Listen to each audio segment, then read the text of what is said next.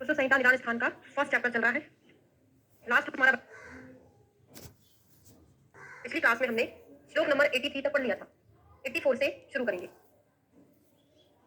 पहला क्वेश्चन बनता है कर्णशूल में दोष कौन सा होता है? तो जहां पर शूल होता है वहां पर बात तो होता ही है, तो बात दोष होता है। जब हमारा कान दर्द होता है तो इसके आसपास के एरिया कौन है? कर्ण के पास का शंख हो गया, ग्रीवा हो गया, हनु हो गया, सिर हो गया। तो कर्णशूल में इन सारी ऑर्गन का वॉइस नहीं आ रही है, इन्वॉल्वमेंट होता है। तो हनु हनु शंख शिरो ग्रीवा यस भिंदती केवल इतना ही याद रखना कि यहाँ पर वायु जो है हनु शिर ग्रीवा आदि में आश्रित होती है और कर्णशूल को उत्पन्न करती है। दोष कौन सा होता है? वात होता है। नेक्स्ट मूक मिनमिन गदगदत्व। कल की क्लास में मैंने आपको पढ़ाया था बाधिल्य, बहरा होना, बहुत खराब। अगर किसी को सुनाई नहीं दे रहा है, बहुत खराब। बहुत खराब जब भी आता है बात कब से डिकोडिंग करते हैं, ठीक है। अगर कोई व्यक्ति मूक है, बोल भी नहीं पा रहा, सुन नहीं पा रहा, बहुत खराब, बोल भी नहीं पा रहा, या बोल रहा है तो मिनमिन करके बोल रहा है, नाक से उच्चारण कर रहा है, स्पष्ट नहीं बोल पा रहा, तो अगर ऐसी डिफॉर्मिटी होती तब भी हम उसको बोलते बहुत खराब है। तो मूक मिनमिन गदगदत्व में भी वात कफ दोष है। देखिए बाधिल्य में जो दोष थे वो कहां पर आश्रित हो रहे थे? शब्दवाही शोतस में। और मूक मिनमिन गदगदत्व में भी दोष शब्दवाही शोतस में ही आश्रित होते हैं, है ना। कौन कौन सा दोष है? वायु और कफ के साथ है ना। कौन कौन सा दोष है? वायु और कफ के साथ है ना। शब्दवाही ध्वनियों में आश्रित होता है। आपने देखा होगा, हाँ केवल यहां पर है। आपको बिल्कुल सही उत्तर तंत्र से मैं बताना भूल गई, अगर ऐसा क्वेश्चन कर्णशूल का आ रहा है तो उत्तर तंत्र से अटेम्प्ट करना। वहां पर सर्वदोष, वात पित्त कफ तीनों दोषों का इन्वॉल्वमेंट होता है। उत्तर तंत्र में जब शाला के सर आपको पढ़ाएंगे, जितने भी दोषों वाले क्वेश्चन है शाला से रिलेटेड उत्तर तंत्र से अटेम्प्ट करे जाते हैं, ठीक है।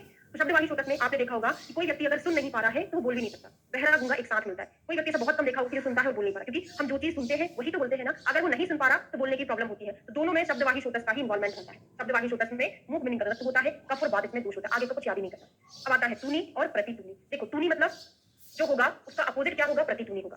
तूनी में क्या होता है? थोड़ा सा लिखकर याद करेंगे तो ज्यादा आराम से याद हो जाएगा।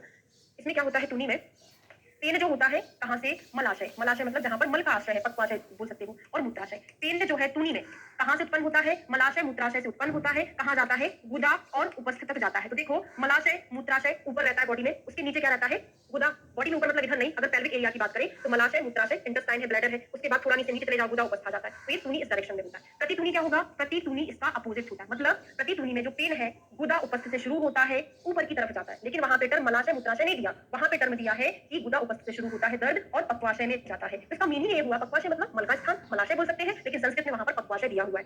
क्लियर हो गया? देख लो यही लिखा है। तूनी में वर्चो मूत्राशय उत्थिता, जो दर्द होता है वो मलाशय मूत्राशय से शुरू होता है, कहां पर जाता है? गुदा और उपस्थ तक जाता है, ठीक है। ऐसे ही प्रतितूनी में प्रतिलोम में जाता है, मतलब गुदा उपस्थ से शुरू होगा और कहां जाएगा? पक्वाशय में जाएगा। संस्कृत से याद करने की जरूरत नहीं है, ये क्वेश्चन हिंदी में ही बनेगा। इस प्रकार से आप याद कर लेना डायग्राम बना के, ठीक है। अगला क्या पढ़ते हैं?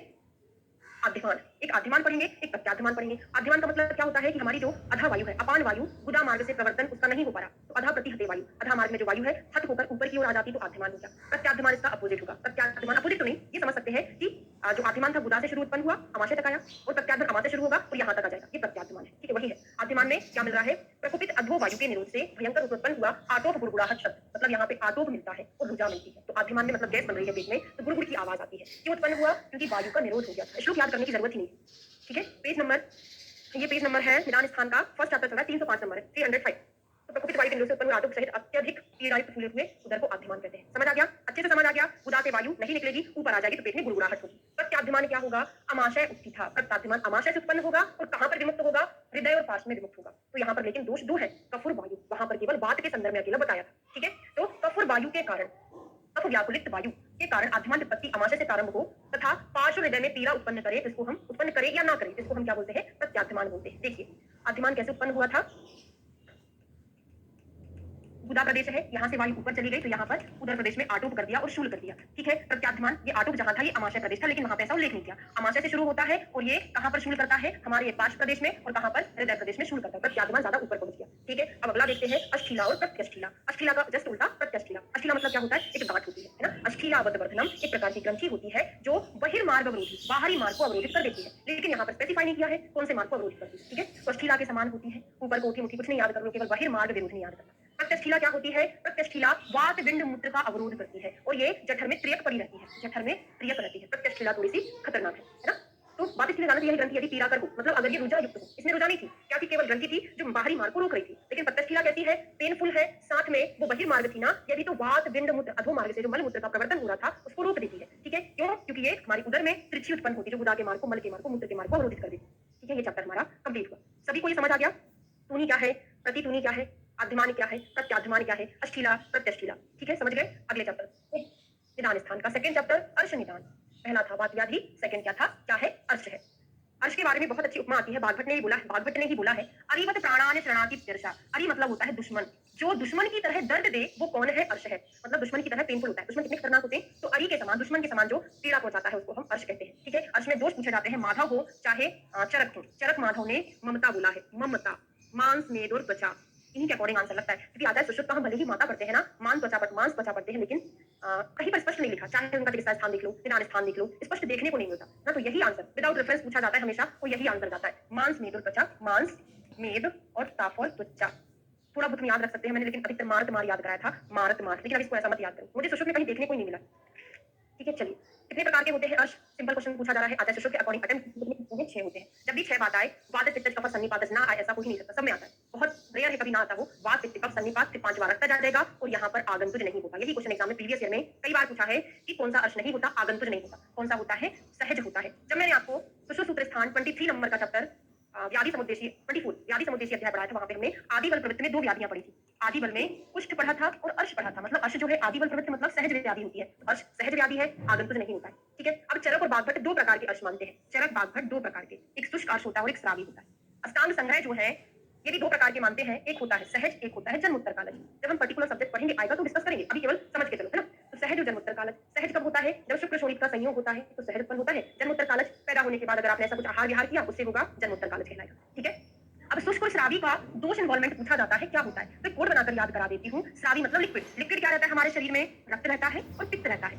रक्त पित्त लिक्विड है तो श्रावी अर्श में ये दोनों है। बचे हुए कौन? 2 चीजें, एक वात बचा, एक कफ बचा। तो शुष्क अर्श में वात कफ है, श्रावी में रक्त पित्त है। कई बार ये क्वेश्चन एग्जाम में पूछा गया है। क्लियर है? विमर्श क्लियर हो गया? आगे बढ़ते हैं, संप्राप्ति देखते हैं, निदान देखते हैं। निदान क्या होता है अर्श का? तो अर्श में कुछ स्पेशल चीजें होती है कि सबसे मेन बात तो जो है अग्नि एंड, हाँ बिल्कुल, चित्रक और भल्लातक शुष्क अर्श में दिया जाता है, बिल्कुल सही। पढ़ेंगे अभी आगे जाके लास्ट में, यहाँ पे नीचे के स्थान में आएगा, सुश्रुत चिकित्सा 6वें चैप्टर में आएगा। तो विरुद्ध आहार सबसे पहले तो याद रखो, विशेष रूप से जो अर्श होता है मंदाग्नि से होता है। उधर रोगी जो है विशेष रूप से मंदाग्नि,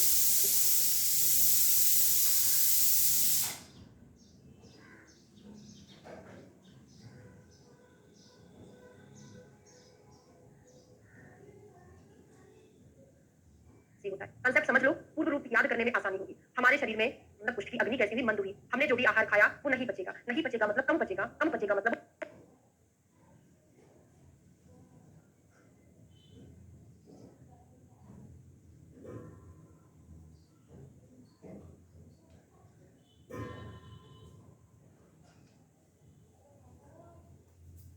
विदग्ध हो जाएगा, है ना। विदग्ध होगा, एसिडिटी होगी, जलन होगी, तो अर्श के पूर्व में हम परिदाह वगैरह पढ़ेंगे, अपक्ति पढ़ेंगे। ठीक है, और क्या होता है अगर आहार सही से नहीं पच पा रहा है तो हमारी जो रक्त धातु है वो भी प्रॉपर नहीं बनेगी, तो पांडुरोग होने की संभावना भी इसमें होती है। ठीक है, तो ये हमने थोड़ा सा संप्राप्ति टाइप का देख लिया। ठीक है, तो और थोड़ा सा संप्राप्ति टाइप का देख लिया। ठीक है, तो और क्या है? विरुद्ध दिशन तो हो गया, बाकी स्त्री प्रसंग है। उत्कट आसन बड़ा इंपॉर्टेंट है, उकड़ू बैठना लंबे समय तक क्या होता है? उकड़ू बैठना उत्कट आसन में, है ना। प्रस्थायान करना, प्रस्थायान मतलब क्या होता है? घोड़े की सवारी करना। मॉडर्न में आप पढ़ोगे, संप्राप्ति में पढ़ोगे, इसमें ये होता है कि हमारी जो, मुझे पूरा तो नहीं पता, थोड़ा बहुत पता है, तो नहीं पता, थोड़ा बहुत पता है कि जो हमारी बेस होती है अधो प्रदेश वाली, उसमें वो नहीं होते हैं, वॉल्व नहीं होते हैं, जैसे वॉल्व नहीं रहते उसमें, लेकिन कुछ रहता है, पढ़ लीजिएगा। तो उसमें क्या है, अगर हमारा ब्लड फ्लो नीचे की तरफ होता है तो वापस वो रिटर्न नहीं हो पाता, है ना। इस कारण से ज्यादा देर तक ऐसा बैठने से वहां पे ब्लड जाते हैं, ऐसा कुछ मॉडर्न में पढ़ गया, है ना। प्रस्थायान वेगों का धारण करना आदि कारण होते हैं। इन कारणों से एक दोष प्रकोपित हुआ, 2 दोष प्रकोपित हुए,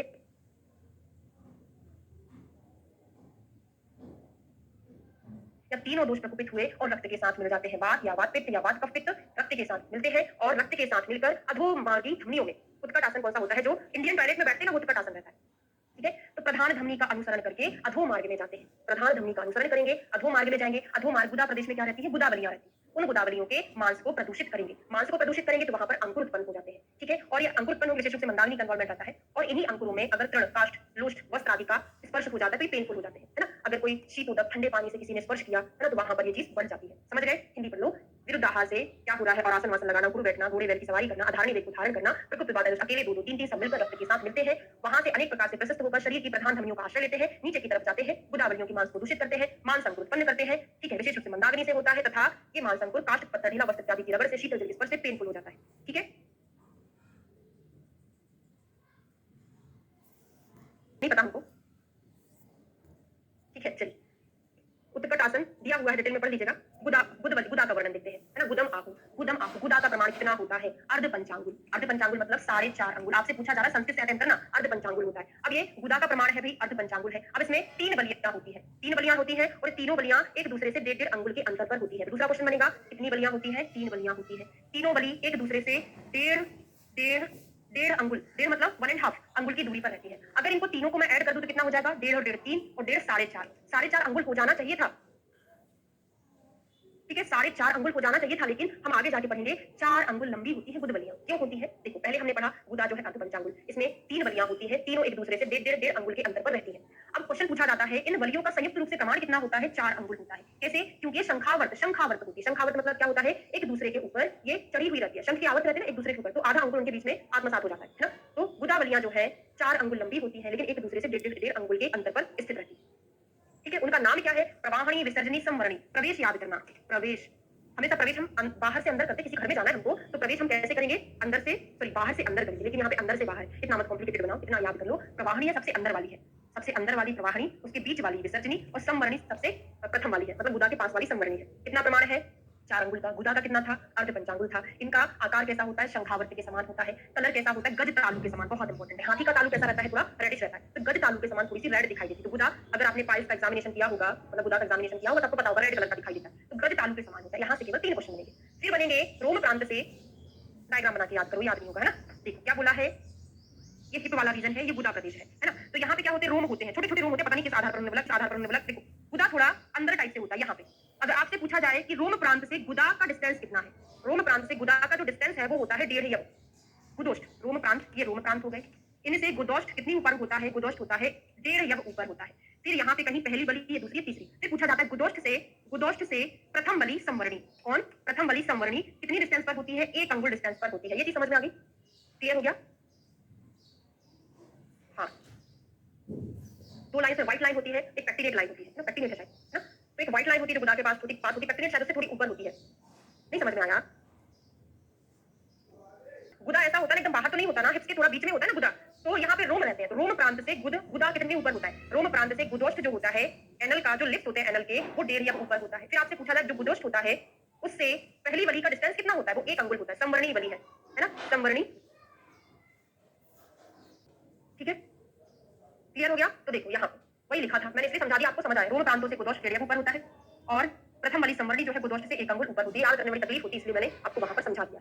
ठीक है, अब आता है अर्श के पूर्व रूप। बताए थे अर्श के पूर्व रूप में क्या क्या चीजें होना संभव होता है। एक तो खाना नहीं पचता है, अग्नि मंद रहती है, अग्नि मंद रहेगी तो खाना खाने में इंटरेस्टिंग नहीं होगा। अन्य अश्रद्धा, प्रच्छाद पक्ति, पूरा मंदाग्नि का रोल है। मंदाग्नि होगी, खाना खाने की इच्छा नहीं होगी।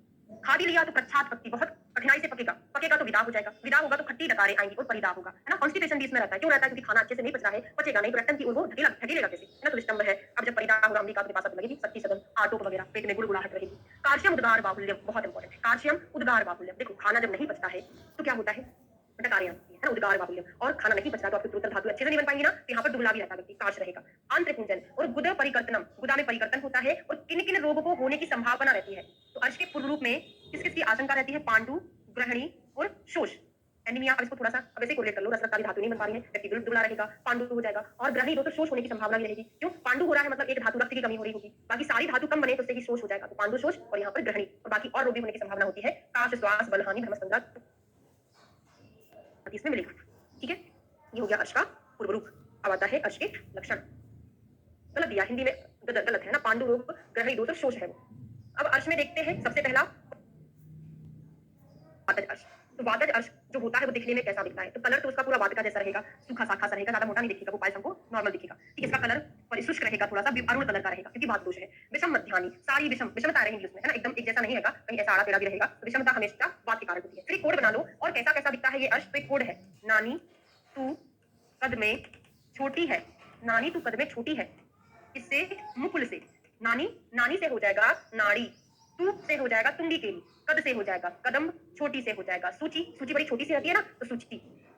मुकुल से हो जाएगा मुकुल, मुकुल के समान। तो पूरा कोड में बन रहा है। तो नानी तू कद में छोटी है, मुकुल से, तो ऐसे ऐसे हमको मिलते हैं वातज अर्श में लक्षण। अब होगा क्या इसमें? इसके उपद्रव स्वरूप अगर देखें या फिर लक्षण देखें तो इसमें कटी पृष्ठ पाश में वेदना। अगर वातज अर्श किसी को होगा तो वात के लक्षण उसके शरीर में दिखाई देंगे। क्या मिलेगा हमको? कटी पृष्ठ पाश में, त्रिगुदा नाभि में वेदना मिलेगी। वात है तो वेदना होगी ही होगी। और वातज अर्श वाले को कौन कौन सी चीज हो जाती है वातज अर्श को आगे जाके गुल्म अष्ठीला प्लीहा उदर रोग हो जाते हैं। आपको पता है गुल्म हो, अष्ठीला हो, प्लीहा हो, उदर हो, सभी में किसकी प्रधानता होती है? वात की। तो याद क्या किया? वात जैसा दिखता है, शुष्क दिखेगा, अरुण दिखेगा, नाड़ी तो कद में छोटी है, ऐसे उसके कुछ आकार दिखाई देंगे, इसमें कटी प्रष्ठादि में वेदना होगी और यहाँ पे क्या बोलते हैं गुण मछलीला उदर रोग इससे हो जाते हैं। और जो मलमूत्र निकलेगा वो कैसा निकलेगा? वात के कलर का, कृष्ण कलर का निकलेगा, नख नयन दर्शन बदन मूत्र आदि काले हो जाएंगे। पित्त में सब पीला हो जाएगा। अब पित्त में कंसेप्ट बना लो, पित्त में जो हमने पढ़ा बात में नानी तुकद में छोटी है, पित्त में हम जो पित्त अर्श की आकृति देखेंगे वो क्या है? कपल में, जुड़ में है, क्या बोलते हैं उसको? दो में है ना? कैसा? यकृत प्रकाशानी, सुख जीवा संस्थानी, यम मध्यानी, नीनी करके बहुत यकृत के समान, यकृत प्रकाशानी दिखेगा कैसे? विसर्पित फैलने वाला रहता है। ये अर्श जो है फैलने वाला है। पित्त का गुण क्या होता है? हाँ भाई द्वंद पैर में वही बहुत सी छोटी छोटी चीजें हमको मुंह पे आती नहीं, बोल ही नहीं पाते हैं ना। विसर्ग मतलब फैलने वाला, पित्त में पाग वगैरह होता है तो फैलता जल्दी, ठीक है, पीले कलर का रहेगा। तो ये जोड़े पैर में रहेगा यकृत प्रकाश के जैसा, सुख जीवा के जैसा, सुख जीवा संस्थानी, यव मध्यानी, ठीक है, जलों का वक्त सदृशानी, प्रकलनानी, तो पाक वाक इसमें रहता है, जलों का इसके संबंध में लगाते हैं हम, पित्त के लिए लगाते हैं। अगर इसके उपद्रव हो जाए तो जो व्यक्ति मल का त्याग कर रहा है वो कैसा करेगा? सादाहम सारुधिरम अतिसार्य। ये रक्त में नहीं आएगा, रक्त में कुछ अलग चीज आएगी तो मैं कोड बनाकर याद कराऊंगी, नहीं तो आपको लगेगा सारुधिरम, रुधिर के साथ मल त्याग कर रहा है, कहीं रक्त जश तो नहीं है, लेकिन यहाँ पर दाह भी तो हो रहा है ना। तो जो पित्त है वही रक्त है, तो पित्त वाले में एक रक्त का लक्षण और एक खुद पित्त का ही लक्षण है, ठीक है। और इसमें पित्त के इन्वॉल्वमेंट में जो चीजें मिलती है, ज्वर दाह पिपासा मूर्छा आदि पत्र मिलेंगे, मल मूत्र तो बयान कैसे होंगे? पीले कलर के हो जाएंगे, ठीक है। श्लेष्मा में महामूलानी, जो अर्श होंगे ना बहुत बड़े होंगे, बहुत गहरी मूल वाले होंगे, तो कफ में हमेशा हम यही चीज पढ़ते हैं। बस करो पीजी याद कर लो, करो पीजी। नानी तो कद में छोटी है, वात का है, पित्त में पेयर पेयर वाले थे, कफ में करो पीजी, करो से हो जाएगा करीर पनसा, करीर के समान, पी से हो जाएगा पनस अस्थि के समान, जी से हो जाएगा गोस्तन के समान, करीर पनस गोस्तन के समान इसमें मिलता है। और ये बहुत इंपॉर्टेंट है, मोस्ट इंपॉर्टेंट है। ना विद्यंते ना स्रवंती कंडू बहुलानी चवंती, जब हम इसमें छोड़ते हैं तो क्या होता है? ना एवं ना तो फूटते हैं, ना ही रक्त आदि का स्रवन होता है। ये पाल्स ऐसे होते हैं, ना ही फूटते हैं, ना ही रक्त निकलता है। तो कफ वाला कैसा होता है? थोड़ा स्तंभन प्रकृति का होता है, ज्यादा चीज में स्राव नहीं होता, तो इसमें ना तो ये फूटता है ना निकलता है, और इसमें बहुत ज्यादा कंडू होती है। और इसमें उपद्रव स्वरूप जो मल क्या करेगा? मांस धोवन के समान करेगा, और यहाँ पे सादाहम सारुधिरम करेगा। याद कैसे करेंगे? कोई व्यक्ति मांस ज्यादा खाता है तो उसकी कफ की वृद्धि होती है, तो यहाँ पर कफ में मांस के समान रहे, या उल्टा करके याद करो, मांस खाने से कफ बढ़ता है, ठीक है। और बाकी सब शीत ज्वर अरुचक अभिपाक शिरोग सब कफ में मिलेंगे, बाकी ये सारी चीजें जो है शुक्ल कलर की निकलेगी, ठीक है। पीजी वाला जो था, करो से था करीर के समान, टी से था पनस आस्थि, जी से था गोस्तन के समान। ये पाइल्स के लक्षण होते हैं, कफज पाइल्स के, ठीक है। अब आता है रक्ताश, न्यग्रोध। अब रक्ताश में जो कलर होगा ना, लाल लाल कलर के होंगे, न्यग्रोध के समान, विद्रुम के समान, काकड़ंती, काकड़क मतलब गुंजा, गुंजा के जैसा गुंजा लाल होता है, तो रक्त में सारे लाल लाल कलर है। न्यग्रोध, प्ररोह, विद्रुम, काकड़ंती फल के समान होते हैं, तो बाकी लक्षण पित्त के समान है। और अवगाढ़ पुरीश प्रपीड़ितानी, बड़ा इंपॉर्टेंट है। अवगाढ़ मतलब होता है उसकी मल की रगड़ से, क्योंकि मल जो होता है बड़ा मुश्किल से निकलता है, बहुत ज्यादा कॉन्स्टिपेटेड रहता है, तो बड़ी सख्ती से मल क्या करेगा? तो मल से क्या होगा? फ्रिक्शन होगा गुदा प्रदेश में और उसमें पाइल्स में, अर्श में, तो वहां से अत्यधिक मात्रा में दूषित रक्त सहसा निकलता है। तो अत्यर्थम दुष्टम अनअल्प, अनल्प मतलब बहुत ज्यादा, असरक सहसा विसर्जति, तो सबसे अतिवृत्त तो शोणित अतियोग उपद्रव, इस कारण जिसमें रक्त की ज्यादा वृद्धि होने से शोणित अतियोग, शोणित रक्त से अधिक श्रवण रूपी अतियोग से उत्पन्न उपद्रव यहाँ पे होते हैं। बात समझ में आ गई? सादाह सारुधिरम अतिसारिते कहाँ आया था? पित्त में आया था। इसमें क्या होता है? पुरीश बहुत गाढ़ा रहता है, कॉन्स्टिपेटेड रहता है, तो प्रेशर लगाएगा तो क्या होगा? बहुत ज्यादा प्रेशर लगाएगा तो वहां पे घर्षण होगा, तो अत्यधिक मात्रा में रुधिर को त्याग करेगा, है ना, और शोणित के अतियोग के उपद्रव हमको यहाँ मिलेंगे। क्लियर हो गया भाई सभी को? चरक ने सभी अर्शों को सन्निपातज ही माना है, सन्निपात अर्श में सभी दोषों को लक्षण मिलते हैं, ठीक है। अब आते हैं सहज अर्श। सहज अर्श मतलब क्या होता है? जो शुक्र शोणित, बता दिया करो, समझ आ गया? शुक्र शोणित के संयोग के समय पे जो अर्श बनते हैं, तेषाम प्रधान कर्तव्य विशेष स्थानी। अब ये अर्श कैसे होते हैं? सहज व्याधि को इमेजिन करो, सहज व्याधि से कुष्ठ होती है, देखने में कितनी खतरनाक लगती है, तो सहज व्याधि को इमेजिन करो कि सहज व्याधि हमको अच्छी नहीं दिखती, बहुत तकलीफदायक होती है ना, तो दूरदर्शरामी एक तो क्या बोलते हैं, कठिनता से दिखाई देने वाले होते हैं, बहुत कठिनता से बहुत कम लोगों में दिखाई देते हैं सहज व्याधियां, परुषानी, पांडुनी, दारुणी, अंतर्मुखानी, बहुत ज्यादा अंदर होती है। ऐसे याद कर लो, सहज व्याधियां है ना, सभी को नहीं होती, बहुत मुश्किल से तो दिखाई देती है, और बहुत ज्यादा अंदर बस्तियों में होती है ना, तो अंतर्मुखानी है। इसमें व्यक्ति अपन बोलते हैं ना कि वो तो सहज ही दुबला पतला है, सहज दुबला पतला मतलब उसके माता पिता दुबले थे तो वो भी दुबले पतला है, ऐसे करके क्रश हो, बहुत दुबला, उसके माता पिता कम खाते थे तो वो भी कम ही खाता होगा, क्रश है, अल्पभुक है, उसके माता पिता के हाथों में सिराएं बनाई दिखती, तो सेम टू सेम वैसा ही है। ये सहज को मैंने माता पिता बच्चे से कोरिलेट करके आपको याद कराया, तो क्रशो अल्पभुका, सिरा संतत, गात्रो अल्पप्रजा, और जब सहज है तो शुक्र भी कम बनेगा ना इसमें, शीनलिता, सामश्वरा, अल्पाग्नि प्राणः, ठीक है, घ्राण सिरो अक्षिनासा श्रवण रोगान, तो जन्म में ही शुक्र शोणित का जब संयोग होता है उसके बाद कुछ महीनों बाद घ्राण सिर अक्षिनासा आदि बनने लगते हैं, तो अगर इन एनाटॉमिकल इसमें प्रॉब्लम हो रही मतलब सहज ही है ना, इनके एनाटॉमिकल नहीं है, केवल यहाँ के रोग हो जाएंगे। मैं आपको केवल याद कराने की कोशिश कर रही हूँ कि शुक्र शोणित के समय ये सारी चीजें बनती है तो मेरी प्रॉब्लम हो जाएगी, ठीक है। सतत आंत्र कुंजन, और आंत्र कुंजन होगा, आटोप हृदय आरोचक आदि यहाँ पर हो जाएगा। क्या बोले?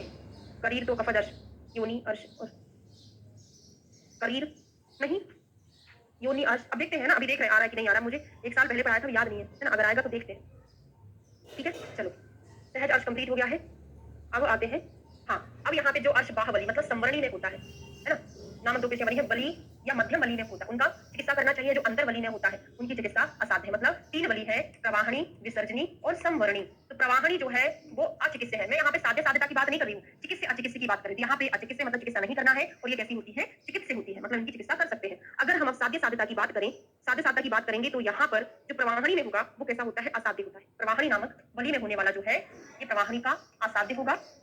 विसर्जनी जो होती है यहाँ पर ये कृच्छ साध्य होगा।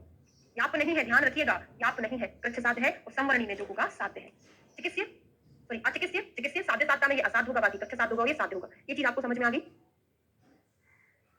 ठीक है, चलिए अब अलग अलग जगह अगर अर्श हो जाए तो हम क्या नाम देंगे? तो अगर मेढ्र में अर्श हो रहा है, हिंदी से लोग कुर्च बोलेंगे। मेढ्र में होने वाला है ना, मेढ्र में होने वाले अर्श को कुर्च बोलते हैं, जो क्या करता है, शेफो विनाश उपघंती, दो चीजों को नष्ट करता है। अगर शेफ में अर्श हो जाए, मेढ्र में अर्श हो जाए तो उसका नाम हमने दे दिया कुर्च। और ये क्या करेगा? अगर मेढ्र में अर्श होगा तो पुंसकता को तो नष्ट करेगा ही करेगा, और क्या करेगा, खुद मेढ्र को भी नष्ट कर देगा। तो मेढ्र को नष्ट करेगा, पुंसकता को नष्ट करेगा। योनि में अगर अर्श हो रहा है तो छत्र के समान होता है, शिश्न में कुर्च के समान, योनि में छत्र के समान। और अगर योनि में हो रहा है तो क्या करेंगे, योनि को ही नष्ट कर देगा। करीरान जनयति, हाँ आप जो बोल रहे थे वो कुछ है यहाँ पे, है ना, देख लेते। तो देखिए प्रकोपित वातरस मेढ्र में मान शब्द को दूषित करते। अब यहाँ पे क्वेश्चन पूछा जाता है लिंगाश में कौन सा है, राम याद कर लेना, राम ए फॉर कुछ नहीं है, रक्त और मांस है। लिंगाश में जो दोष है रक्त और मांस है, ठीक है, उसमें कंडू वंडू हो रही है वो हमको याद नहीं करना है। तो मेढ्र में होने वाला कुर्च कहलाता है, रक्त और मांस इसमें दोष है, ठीक है। शिश्न सुपारी पर चर्म के ऊपर दूसरा अंकुर पैदा करता है। अब याद नहीं करना, आपको इतना याद रखना है कि ये पुंसकता को नष्ट करता है और क्या करता है, मेढ्र को नष्ट करता है। योनि में कुपित हुआ पाताई दोष वहां के मांस, तो योन्याश हो चाहे लिंगाश हो, दोनों में राम रक्त और मांस दुष्य है। कोमल दुर्गंध चिपचिपे रक्त स्राव वाले तथा छत्र के आकार के अंकुर उत्पन्न कर देता है। ये अंकुर योनि तथा आर्तव को विनाश करते हैं। करीनान जनयति, यहाँ पे छत्रकारान करीरान जनयति, इन्हीं में कुछ ऐसा दे नहीं रहा है, बोल सकते हैं ना, बोल सकते, क्या बोलना ही है, क्या बोले हैं, योनि में छत्र के आकार के अंकुर। करी मतलब शायद अंकुर ही होता होगा, ऐसा कुछ है, ठीक है, करी मतलब अंकुर होता होगा, है ना जी, छत्र के आकार के अंकुर उत्पन्न करता है, ठीक है, क्लियर हो गया। चलिए आगे बढ़ते हैं।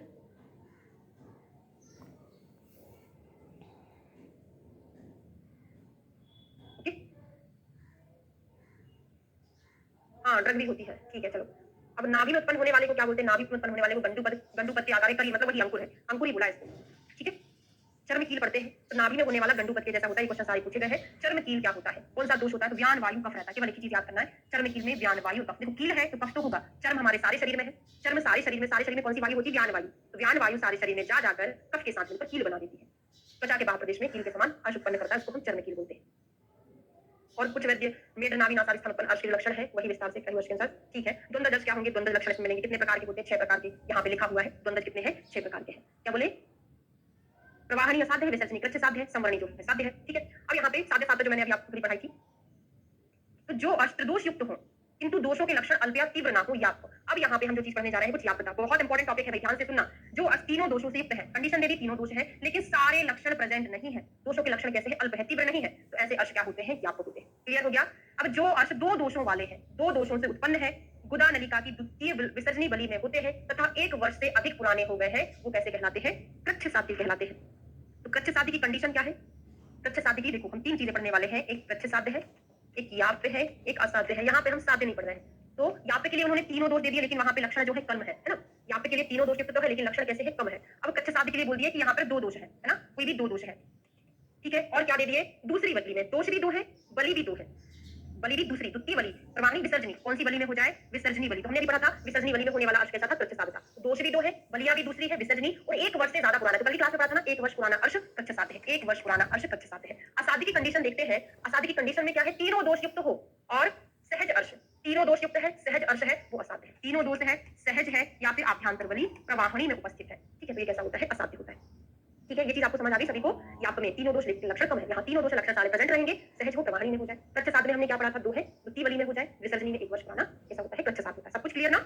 लास्ट वाला रेफरेंस पूछा जाता है, सर्वासु बलियो येषाम तेस्तु प्रतिहतो वायु। बलियां जब कुछ इंफ्लाम हो जाती है, उसमें अंकुर निकल आते हैं, तो अधा प्रतिहते वायु, जो अधा प्रदेश की वायु है, अपान वायु, नीचे से तो नहीं निकलेगी, ऊपर की ओर जाकर यहाँ पे आकर कोई और सी वायु से मिल जाएगी, व्यान वायु। तो अपान वायु ऊपर की ओर जाकर व्यान वायु से मिल जाती है और हमारी ज्योति को मंद कर देती है। ज्योति मतलब अग्नि को मंद कर देती है। रेफरेंस देगा, चिकित्सा स्थान नहीं है, अर्श चिकित्सा नहीं है, निदान अर्श है, मतलब अर्श निदान है, ठीक है। तो जिस मनुष्य की तीनों बलियां अर्श से पीड़ित है, उनके नीचे से अर्श अंकुरों द्वारा प्रतिहत अपान वायु ऊपर की ओर चलकर फिर व्यान वायु से मिलकर मनुष्य की पाचक अग्नि, ज्योति मतलब पाचक अग्नि को नष्ट कर देती है।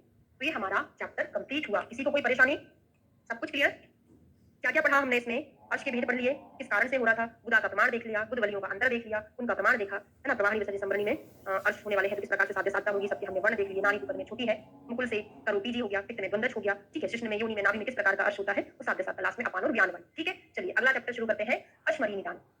तो था तो अश्मरी, तो सबसे पहले कौन सा था, वात व्याधि, दूसरा अर्श था, तीसरा अश्मरी है। अश्मरी कितने प्रकार की होती, पहला ही क्वेश्चन बनता है, चतुस्त्रो अश्मरिया, 4 होती है। कौन कौन सी होती है, नहीं 10 मिनट बचे हुए हैं भाई, एक चैप्टर में हमारे 3 दिन लग गए थे, तो हमको आज तीसरा लेक्चर है, 3 चैप्टर कंप्लीट करना पड़ेगा। ठीक है, तो श्लेष्मा वातिन पित्तिन शुक्रेण, वात पित्त कफ वाली होती है, शुक्र में होती है। फिर एक क्वेश्चन पूछा जाता है कि ये बालक में कौन सी होती है? ये तीनों होती हैं, बालक में तीनों होती हैं, शुक्रज अश्मरी बालकों में नहीं पाई जाती, क्योंकि बालकों में शुक्र का प्रादुर्भाव नहीं होता है। अश्मरी का कारण क्या होता है? देखो, अश्मरी कब होती है? जब हम कोई भी चीज खाते हैं, पीते हैं, तो धीरे धीरे जो अशुद्धियां हैं उनका सेडिमेंटेशन होता है, धीरे धीरे कण है, धूल के जो भी चीजें हमें अशुद्धियां धीरे धीरे बैठती जाती है, अगर उनको सभी सही समय से शरीर से बाहर ना निकाला जाए तो वही पत्थर का रूप धारण कर लेती है, अश्मरी बन जाती है। तो तत्र संशोधनाशीलस्य अपत्य कारिणा, वमन विरेचन के द्वारा, पंचकर्मों के द्वारा हमने शरीर का संशोधन नहीं कराया है और मिथ्या आहार विहार खाते जा रहे हैं, है ना। तो इस कारण से धीरे धीरे क्या होगा? प्रकुपित हुआ श्लेष्मा मूत्र के साथ मिलकर वस्ती प्रदेश में जाकर अश्मरी को उत्पन्न कर देता है। मुख्यतः भले ही यहाँ पे 4 प्रकार की अश्मरी बोली है, लेकिन इसमें मुख्य दोष जो होता है कफ होता है। क्वेश्चन पूछा जाएगा, अश्मरी में मुख्य दोष क्या होता है? श्लेष्मा होता है। श्लीपद में मुख्य दोष क्या है? श्लेष्मा है। गलगंड में क्या है? श्लेष्मा ही है। आंखों को किससे भय रहता है? श्लेष्मा से रहता है। लिखना नहीं, सब कुछ बता, है ना। तो कफ इसमें मुख्य होता है। चरक जी ने अश्मरी के कितने भेद बताए हैं? एक ही बताया, मतलब अश्मरी के कोई भेद नहीं बताया, केवल अश्मरी बताया, भेद बताया ही नहीं है। पूछे तो एक ही लगा सकते हैं, ठीक है। अश्मरी के पूर्व रूप में क्या मिलेगा? तो अर्श के पूर्व रूप में क्या मिलता था? किसी भी डिसीज को पढ़ने से पहले, उसकी चिकित्सा पढ़ने से पहले उसकी संप्राप्ति पढ़ना बहुत जरूरी है। आपको फिर रखने की जरूरत नहीं पड़ेगी। वहां पे अग्निमंद थी, खाना नहीं पच रहा था, अन्य अश्रद्धा, खाना नहीं पक रहा तो अम्लपक्ति हो गया, अपक्ति, कठिनाई से पक रहा है, डकारें आ रही हैं, व्यक्ति की रस रक्ता धातु नहीं बन पा रही तो पांडु शोष ग्रहणी होता है, दुबला था व्यक्ति, ये सारा पढ़ा था। इसमें क्या हो रहा था अश्मरी में?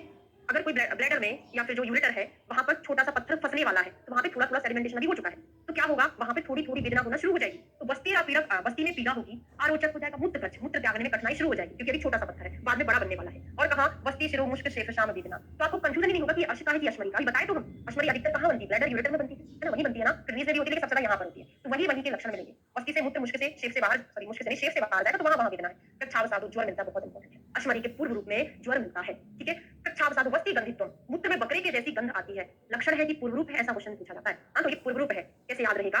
कोई पेशेंट आया, बोलेगा सर मुझे ऐसा लगता है मूत्र त्याग करने जाता हूँ तो ऐसा लगता है बकरे की जैसी गंध आ रही है, तो बोल देना कि अभी से सावधानी बरतने लग जानी, तो आपको आगे जाके अश्मरी हो जाएगी, मतलब ये पूर्व रूप है, बाद में जाके अश्मरी होना है, ठीक है। तो बस्ती में पीड़ा, मूत्रप्रश, बस्ती शिरो मुश्क शेफ में वेदना, ज्वर भी, बुखार भी आ जाता है ना, और बस्त में सॉरी मूत्र में बकरी की जैसी गंध आती है। अब हो गया लक्षण। लक्षण में क्या मिलेगा भी? देखो, अगर कहीं लक्षण उत्पन्न हो जाए, ये पाइप था, यहाँ पे थोड़ा सा था तो पानी प्रॉपर निकल रहा था, उसमें ज्यादा कुछ रुकावट नहीं आ रहा था, अगर इसी पाइप में बड़ा सा पत्थर रख दें, इतना बड़ा भी नहीं, थोड़ा थोड़ा गैप है, तो मूत्र का विकरण हो जाए, कुछ मूत्र यहाँ से निकलेगा, कुछ यहाँ से, मतलब पानी इधर से निकलेगा, इधर से निकलेगा।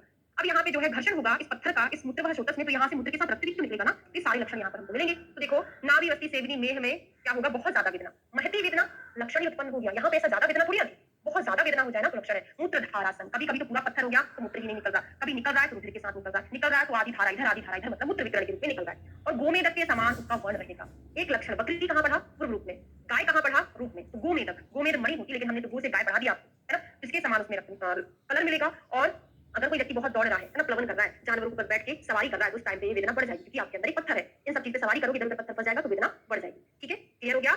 अब कफज अश्मरी, पित्तज अश्मरी और वातज अश्मरी का क्या देखते हैं हम? लक्षण देखते हैं।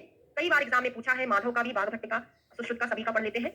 वात, पित्त, कफ, सुश्रुत, बाघभट्ट और माधव, ठीक है। कोड लिख लो, केपी को अस्थि मिली, केपी को अस्थि मिली, अंडा मिली हुई। प्रीवियस ईयर में मैंने आपको कितनी बार लिखा दिया है ना, अच्छे से याद हो गया होगा। यहाँ पे लिखो, काटो अस्थि, कैसे काटो अस्थि? मधु से काट दो, मधु, मधु से। लिख लिए, डिकोडिंग करते हैं। केपी मतलब क्या होगा? कदम पुष्प कंटक युक्त, कदम पुष्प कंटक युक्त, लिख लो, कदम पुष्प और कंटक युक्त रहती है। अस्थि मिली, अस्थि से हो जाएगा भल्ला तक, अस्थि के समान, मिली से हो जाएगा मधु। आप बोलोगे मैडम इधर भी मिली, इधर भी मिली, कौन सी मिली क्या है? तो ये मिली मधु है, और ये मिली जो है ये क्या है? मधुक पुष्प, महुआ है, ये मिली मधुक। याद कराऊंगी अभी। अंडा से क्या हो जाएगा? कुक्कुटांड, कुक्कुटांड के समान मिलेगा, ठीक है। अब हमारी कोड में क्या था? काटो अस्थि मधु से, तो यहाँ पर तो मधु ही लिखा हुआ है, तो बाघभट्ट माधव का जो मधु है कफ में है, कफ वो मधु शमन करता है, लेकिन आपसे विदाउट रेफरेंस क्वेश्चन पूछा जा रहा है कि मधु के समान कौन सी अश्मरी है, तो आपका आंसर क्या जाएगा? पित्त जाएगा। तो काटो अस्थि मधु, मधु लास्ट में बाघभट्ट माधव का कफ में था, तो सुश्रुत का जस्ट के ऊपर हो जाएगा यहाँ पर, ठीक है। अब यहाँ पे क्या डिकोडिंग होगा? काटो से कंटक हो जाएगा, अस्थि से भल्ला तक, अस्थि हो जाएगा, एक चीज है, मधु से हो जाएगा मधु, कंटक भल्ला तक अस्थि मधु, ठीक है। ये क्लियर हो गया आपको सभी को?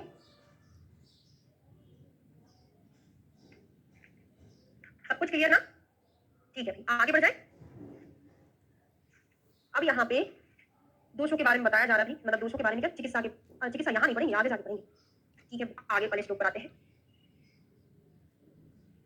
मॉडर्न में यहाँ पे किससे कोरिलेट करते हैं ये भी एक बार फिर, मतलब केपी को अस्थि मिली, अंडा मिली हुई, के फॉर कदम पुष्प, केपी फॉर कदम पुष्प, को फॉर कंटक, अस्थि से भल्ला तक, अस्थि मिली से मधु, अंडा से कुक्कुटांड, मिली से मधु, यहाँ पे काटो से कंटक, अस्थि से भल्ला तक, अस्थि मधु से मधु हो जाएगा। बाघभट्ट का मधु इधर है, तो इनका सुश्रुत का जस्ट ऊपर रही, ठीक है, ओके।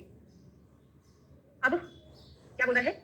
उपयुक्त तीनों प्रकार की अश्मरियां दिन में शयन, समशन, अध्यशन, शीत स्निग्ध स्निग्ध गुरु मधुर ऐसे आहार में रुचि रखने से तथा विशेष करके बालकों में होती है, क्योंकि बच्चों की वस्ती तथा शरीर छोटा होने से वस्ती के मांस का उपचार अधिक ना होने से पैदा होती तथा उन अश्मरियों को यंत्र द्वारा आसानी से पकड़कर निकाला जा सकता है। ठीक है, शुक्र अश्मरी मनुष्य मनुष्य में बड़े मनुष्य में शुक्र के कारण शुक्र अश्मरी होती है, अधिक वर्ष या मास तक शुक्र के को रोकने से होती है। ठीक है, मेढ और वृषण के बीच में एकत्रित निकालना कैसे, इसको मेढ वृषण के बीच में एकत्रित करना है। सॉरी, जो वायु होती है वो शुक्र को मेढ वृषण के बीच में सुखा देती है और शुक्र अश्मरी को उत्पन्न करती है। इसमें क्या होता है, मूत्रगत वस्ती में पीड़ा आदि उत्पन्न होती है। ठीक है, शर्करा में क्या होता है, शर्करा सिक्ता और भस्म में अश्मरी के कारण ही बनता है। शर्करा सिक्ता भस्म में अश्मरी के कारण बनता है। शर्करा कैसे बनती है, जब अश्मरी होती है उसको वायु छोटे छोटे कणों में विभक्त कर दे। शर्करा अश्मरी के समान ही है, क्योंकि अश्मरी जो है वायु से विलीन होकर छोटे छोटे पार्टों में तोड़ देती है, वो शर्करा कहलाती है। वायु अश्मरी को छोटे छोटे पार्टिकल्स में तोड़ देगी, वो क्या कहलाती है, शर्करा कहलाती है। ठीक है, बाकी इसका कोई लक्षण इंपॉर्टेंट नहीं है।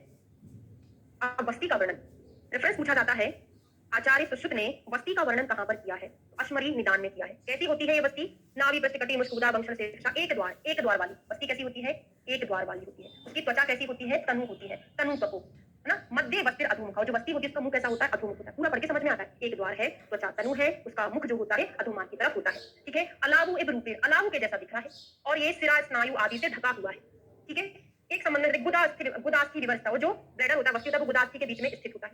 मूत्राशयो मलाधारा प्राणायतनम उत्तमम, केवल सिंपल क्वेश्चन पूछा जाता है, प्राणायतनम उत्तमम किसके लिए आया है, तो वस्ती के लिए आया है। सुश्रुत ने सूत्र स्थान के 17वें चैप्टर नहीं 15वें चैप्टर में ओज के लिए भी बोला है, ओज ओज और वस्ती। अगर है मलाधारा प्राण, मल का आधार और प्राणायतन क्या है, तो एक ही चीज है वस्ती, जिसमें मल का आधार होता है। मूत्राशय मल मतलब मूत्र रूपी मल का धारण करता है। क्लियर हो गया, हिंदी से पढ़ाने की मुझे जरूरत नहीं है, संस्कृत से पूछा जाएगा। अब मूत्र निर्माण की प्रक्रिया का वर्णन कहां किया है, ये क्वेश्चन पूछा जाता है।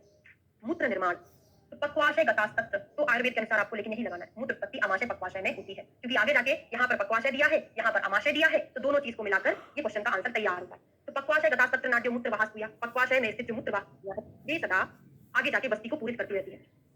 क्या हुआ, 5 मिनट, है ना। तो पक्वाशय में जो नाड़ियां हैं वो वहां से जल को लेके या पानी को लेके मूत्र को लेके वस्ती को पूरित करती रहती है। जिस प्रकार छोटी छोटी नदियां समुद्र को भरती है ना, उसी प्रकार तरप्यंती सदा मूत्रम सरिता सागरम, जिस प्रकार छोटी छोटी नदियां सागर को भरती रहती है, उसी प्रकार ये जो नाड़ियां होती है बड़ी छोटी छोटी सी होती है। सूक्ष्मत्वात् अनुपलभ्यते मुखान्यासाम सहस्रशः, के छोटे छोटे हजारों मुख होते हैं इन नाड़ियों के, जहां से ये मूत्र को कहां लेती है, मूत्र अमाशय अंतराल, अमाशय में ले जाती है, मतलब अमाशय से मूत्र को वस्ती में ले जाती है। जागृता स्वपतश्च, चाहे जागृत अवस्था में हो चाहे सो जाए, ऐसा नहीं कि हम सो जाएंगे तो मूत्र बनना बंद हो जाएगा, चाहे सोए हो चाहे जागे हो, सभी कंडीशन में मूत्र बनता रहता है, निसंदेह पूरे सभी कंडीशन में उस वस्ती का पूर्ण होता रहता है। अमुखान सलिलेन पाशेभ्यः पूर्यते नवः घटो यथा तथा वित्ति वस्ती मूत्रेण पूर्यते। क्लियर है, तो ये सदा वस्ती को मूत्र द्वारा तर्पित करती है, जैसे नदियां अपने जल से समुद्र को तर्पित करती हैं। नाड़ियों के हजारों मुख हैं, सूक्ष्म होने के कारण दिखाई नहीं देते। अमाशय पक्वाशय के भीतरी भाग से नाड़ियों के द्वारा लाए गए मूत्र के जिसके अंदर से जागते हुए सोते हुए मनुष्य की वस्ती पूरित होती है। इस तरह मुख पर्यंत पानी में रखा जाता है, नूतन घड़ा अपने आसपास के सूक्ष्म छिद्रों द्वारा रिस जल से भरता है, इसी तरह वस्ती अपने चारों ओर बनी हुई सूक्ष्म छिद्रों द्वारा मूत्र से भरती जाती है। एक चीज बताओ मुझे, जागृता विकसति, जब जागते हैं तो विकसित रहता है, विकसति, जागृता विकसति, स्वपतः निमीलति, स्वपतः निमीलति, क्या होता है भाई, निमीलति में बढ़ती है ना, हृदय के लिए आया है, जागृत अवस्था में खिला हुआ रहता है, बिल्कुल वेरी गुड, और सो जाते हैं तो निमीलित हो जाता है।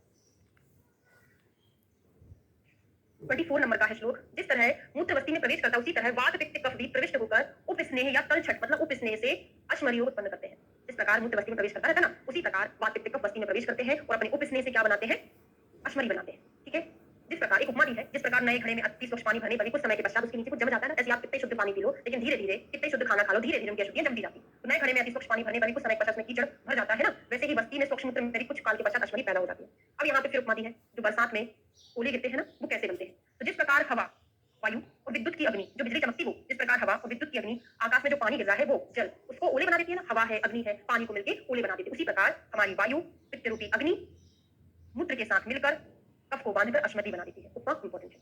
फिर यहाँ पे कुछ क्या बताया है, तुम्हारो तो प्रगुणे वस्तु मूत्र समिति विकारांत प्रतिलोमन्ति मूत्राघाता परिमेह शुक्र दोषाग्रत है, मूत्र दोषा के वास्ते भवति, वात के प्रतिष्ठ होने से वस्ती मूत्र ठीक तरह से वर्तित होता है, वात के विरुद्ध होने पर अश्मरी मूत्राघात आदि अनेक विकार होते हैं। तो मूत्राघात, प्रमेह, शुक्र दोष, अनेक प्रकार के मूत्र दोष वस्ती में ही उत्पन्न होते हैं। ठीक है, चलिए देखो, नहीं मैडम नहीं पढ़ना है, कंप्लीट भी हो गया, हमको भूख लग रही है ना, हमने भी खाना नहीं खाया, अभी पेट में गुड़गुड़ की आवाज हो रही है।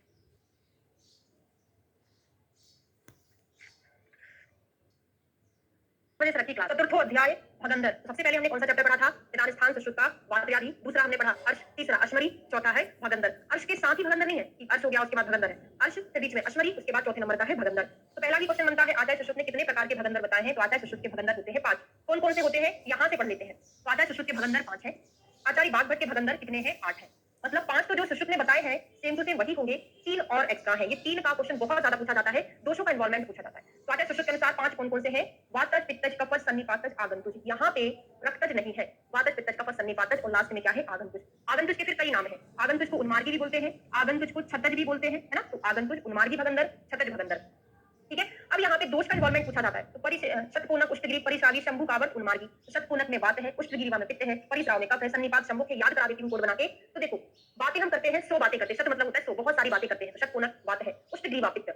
ऊंट जो होता है बड़ा एग्रेसिव होता है, इतनी एग्रेसिव तो घोड़ा होता है, फिर भी याद कर लो। ऊंट जो होता है बहुत गर्मी में उसको रेगिस्तान में सामान ढूंढना पड़ता है, तो गर्मी के कारण उसका पित्त प्रकोपित हो जाता होगा, तो उष्टगिरी में पित्त है। और जो भी स्राव वगैरह होता है, पस फॉर्मेशन होता है, वो पस के कारण होता है। तो परिश्रावी में कफ है, सात से सन्निपात, सात से हो जाएगा शंभु, परागंतुक, उन्मार्गी, छतज। आगे जाके इसका डिटेल पढ़ेंगे तो याद ही हो जाएगा। ठीक है, अब बागभट्टी के जो 3 एक्स्ट्रा है उनका कोड बनाएंगे हम पराया अर्श। क्यों बनाएंगे पराया अर्श? पा से हो जाएगा परिशेपी, रा से हो जाएगा ऋजु, अर्श से हो जाएगा अर्शो भगंदर। ये कोड बनाने का मतलब केवल इतना है, इनमें हमको दोष याद हो जाएगा। तो परिशेपी, वात पित्त, ऋजु, वात कफ, अर्शो भगंदर, पित्त कफ। जब भी हम वात पित्त कफ की जोड़ियां बनाते हैं तो इसी क्रम में बनाते हैं, वात पित्त, वात कफ, पित्त कफ। ये दोष ज्यादा पूछे जाते हैं। ठीक है, अब यहाँ प्रीवियस ईयर में मुझे लगता है हर एक पेपर में आया है ये, मैंने हर एक पेपर में ऐसा ही आपको सॉल्व कराया।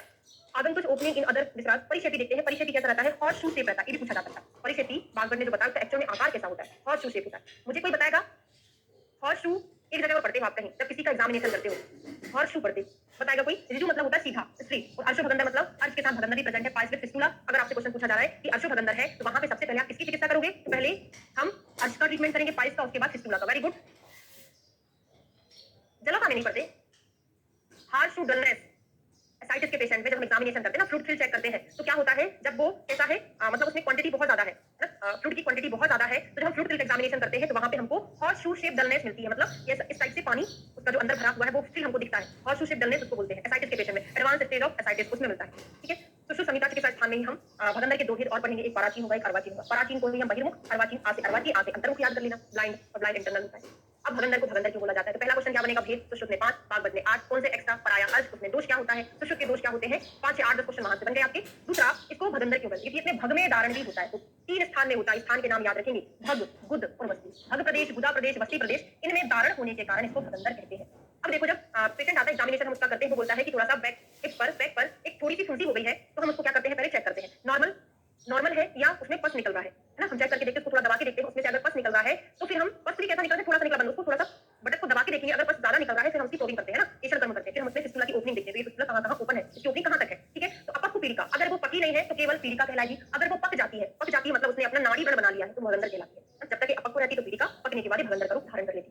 फिर ऐसा क्वेश्चन पूछा जाता है कि गुदा प्रदेश के कितनी दूर होने वाली पीलिका भगंदर पीलिका कहलाएगी, या फिर गुदा प्रदेश के आसपास कितनी दूरी पर भगंदर होने की संभावना रहती है, उससे अगर और दूर हो जाए पॉसिबल है क्या? बिल्कुल नहीं। गुदा प्रदेश के 1 या 2 अंगुल क्षेत्र में, 1 या 2 अंगुल, बागभट्ट ने, माधव ने शायद 2 ही अकेला बोला, लेकिन सुश्रुत में 1 या 2 अंगुल पढ़ते हैं। तो गुदा के आसपास, इसी में लास्ट में आएगा इसी चैप्टर में, 1 या 2 अंगुल के क्षेत्र में होने वाला पीलिका भगंदर पीलिका या भगंदर 1 या 2 अंगुल के क्षेत्र में ही होता है।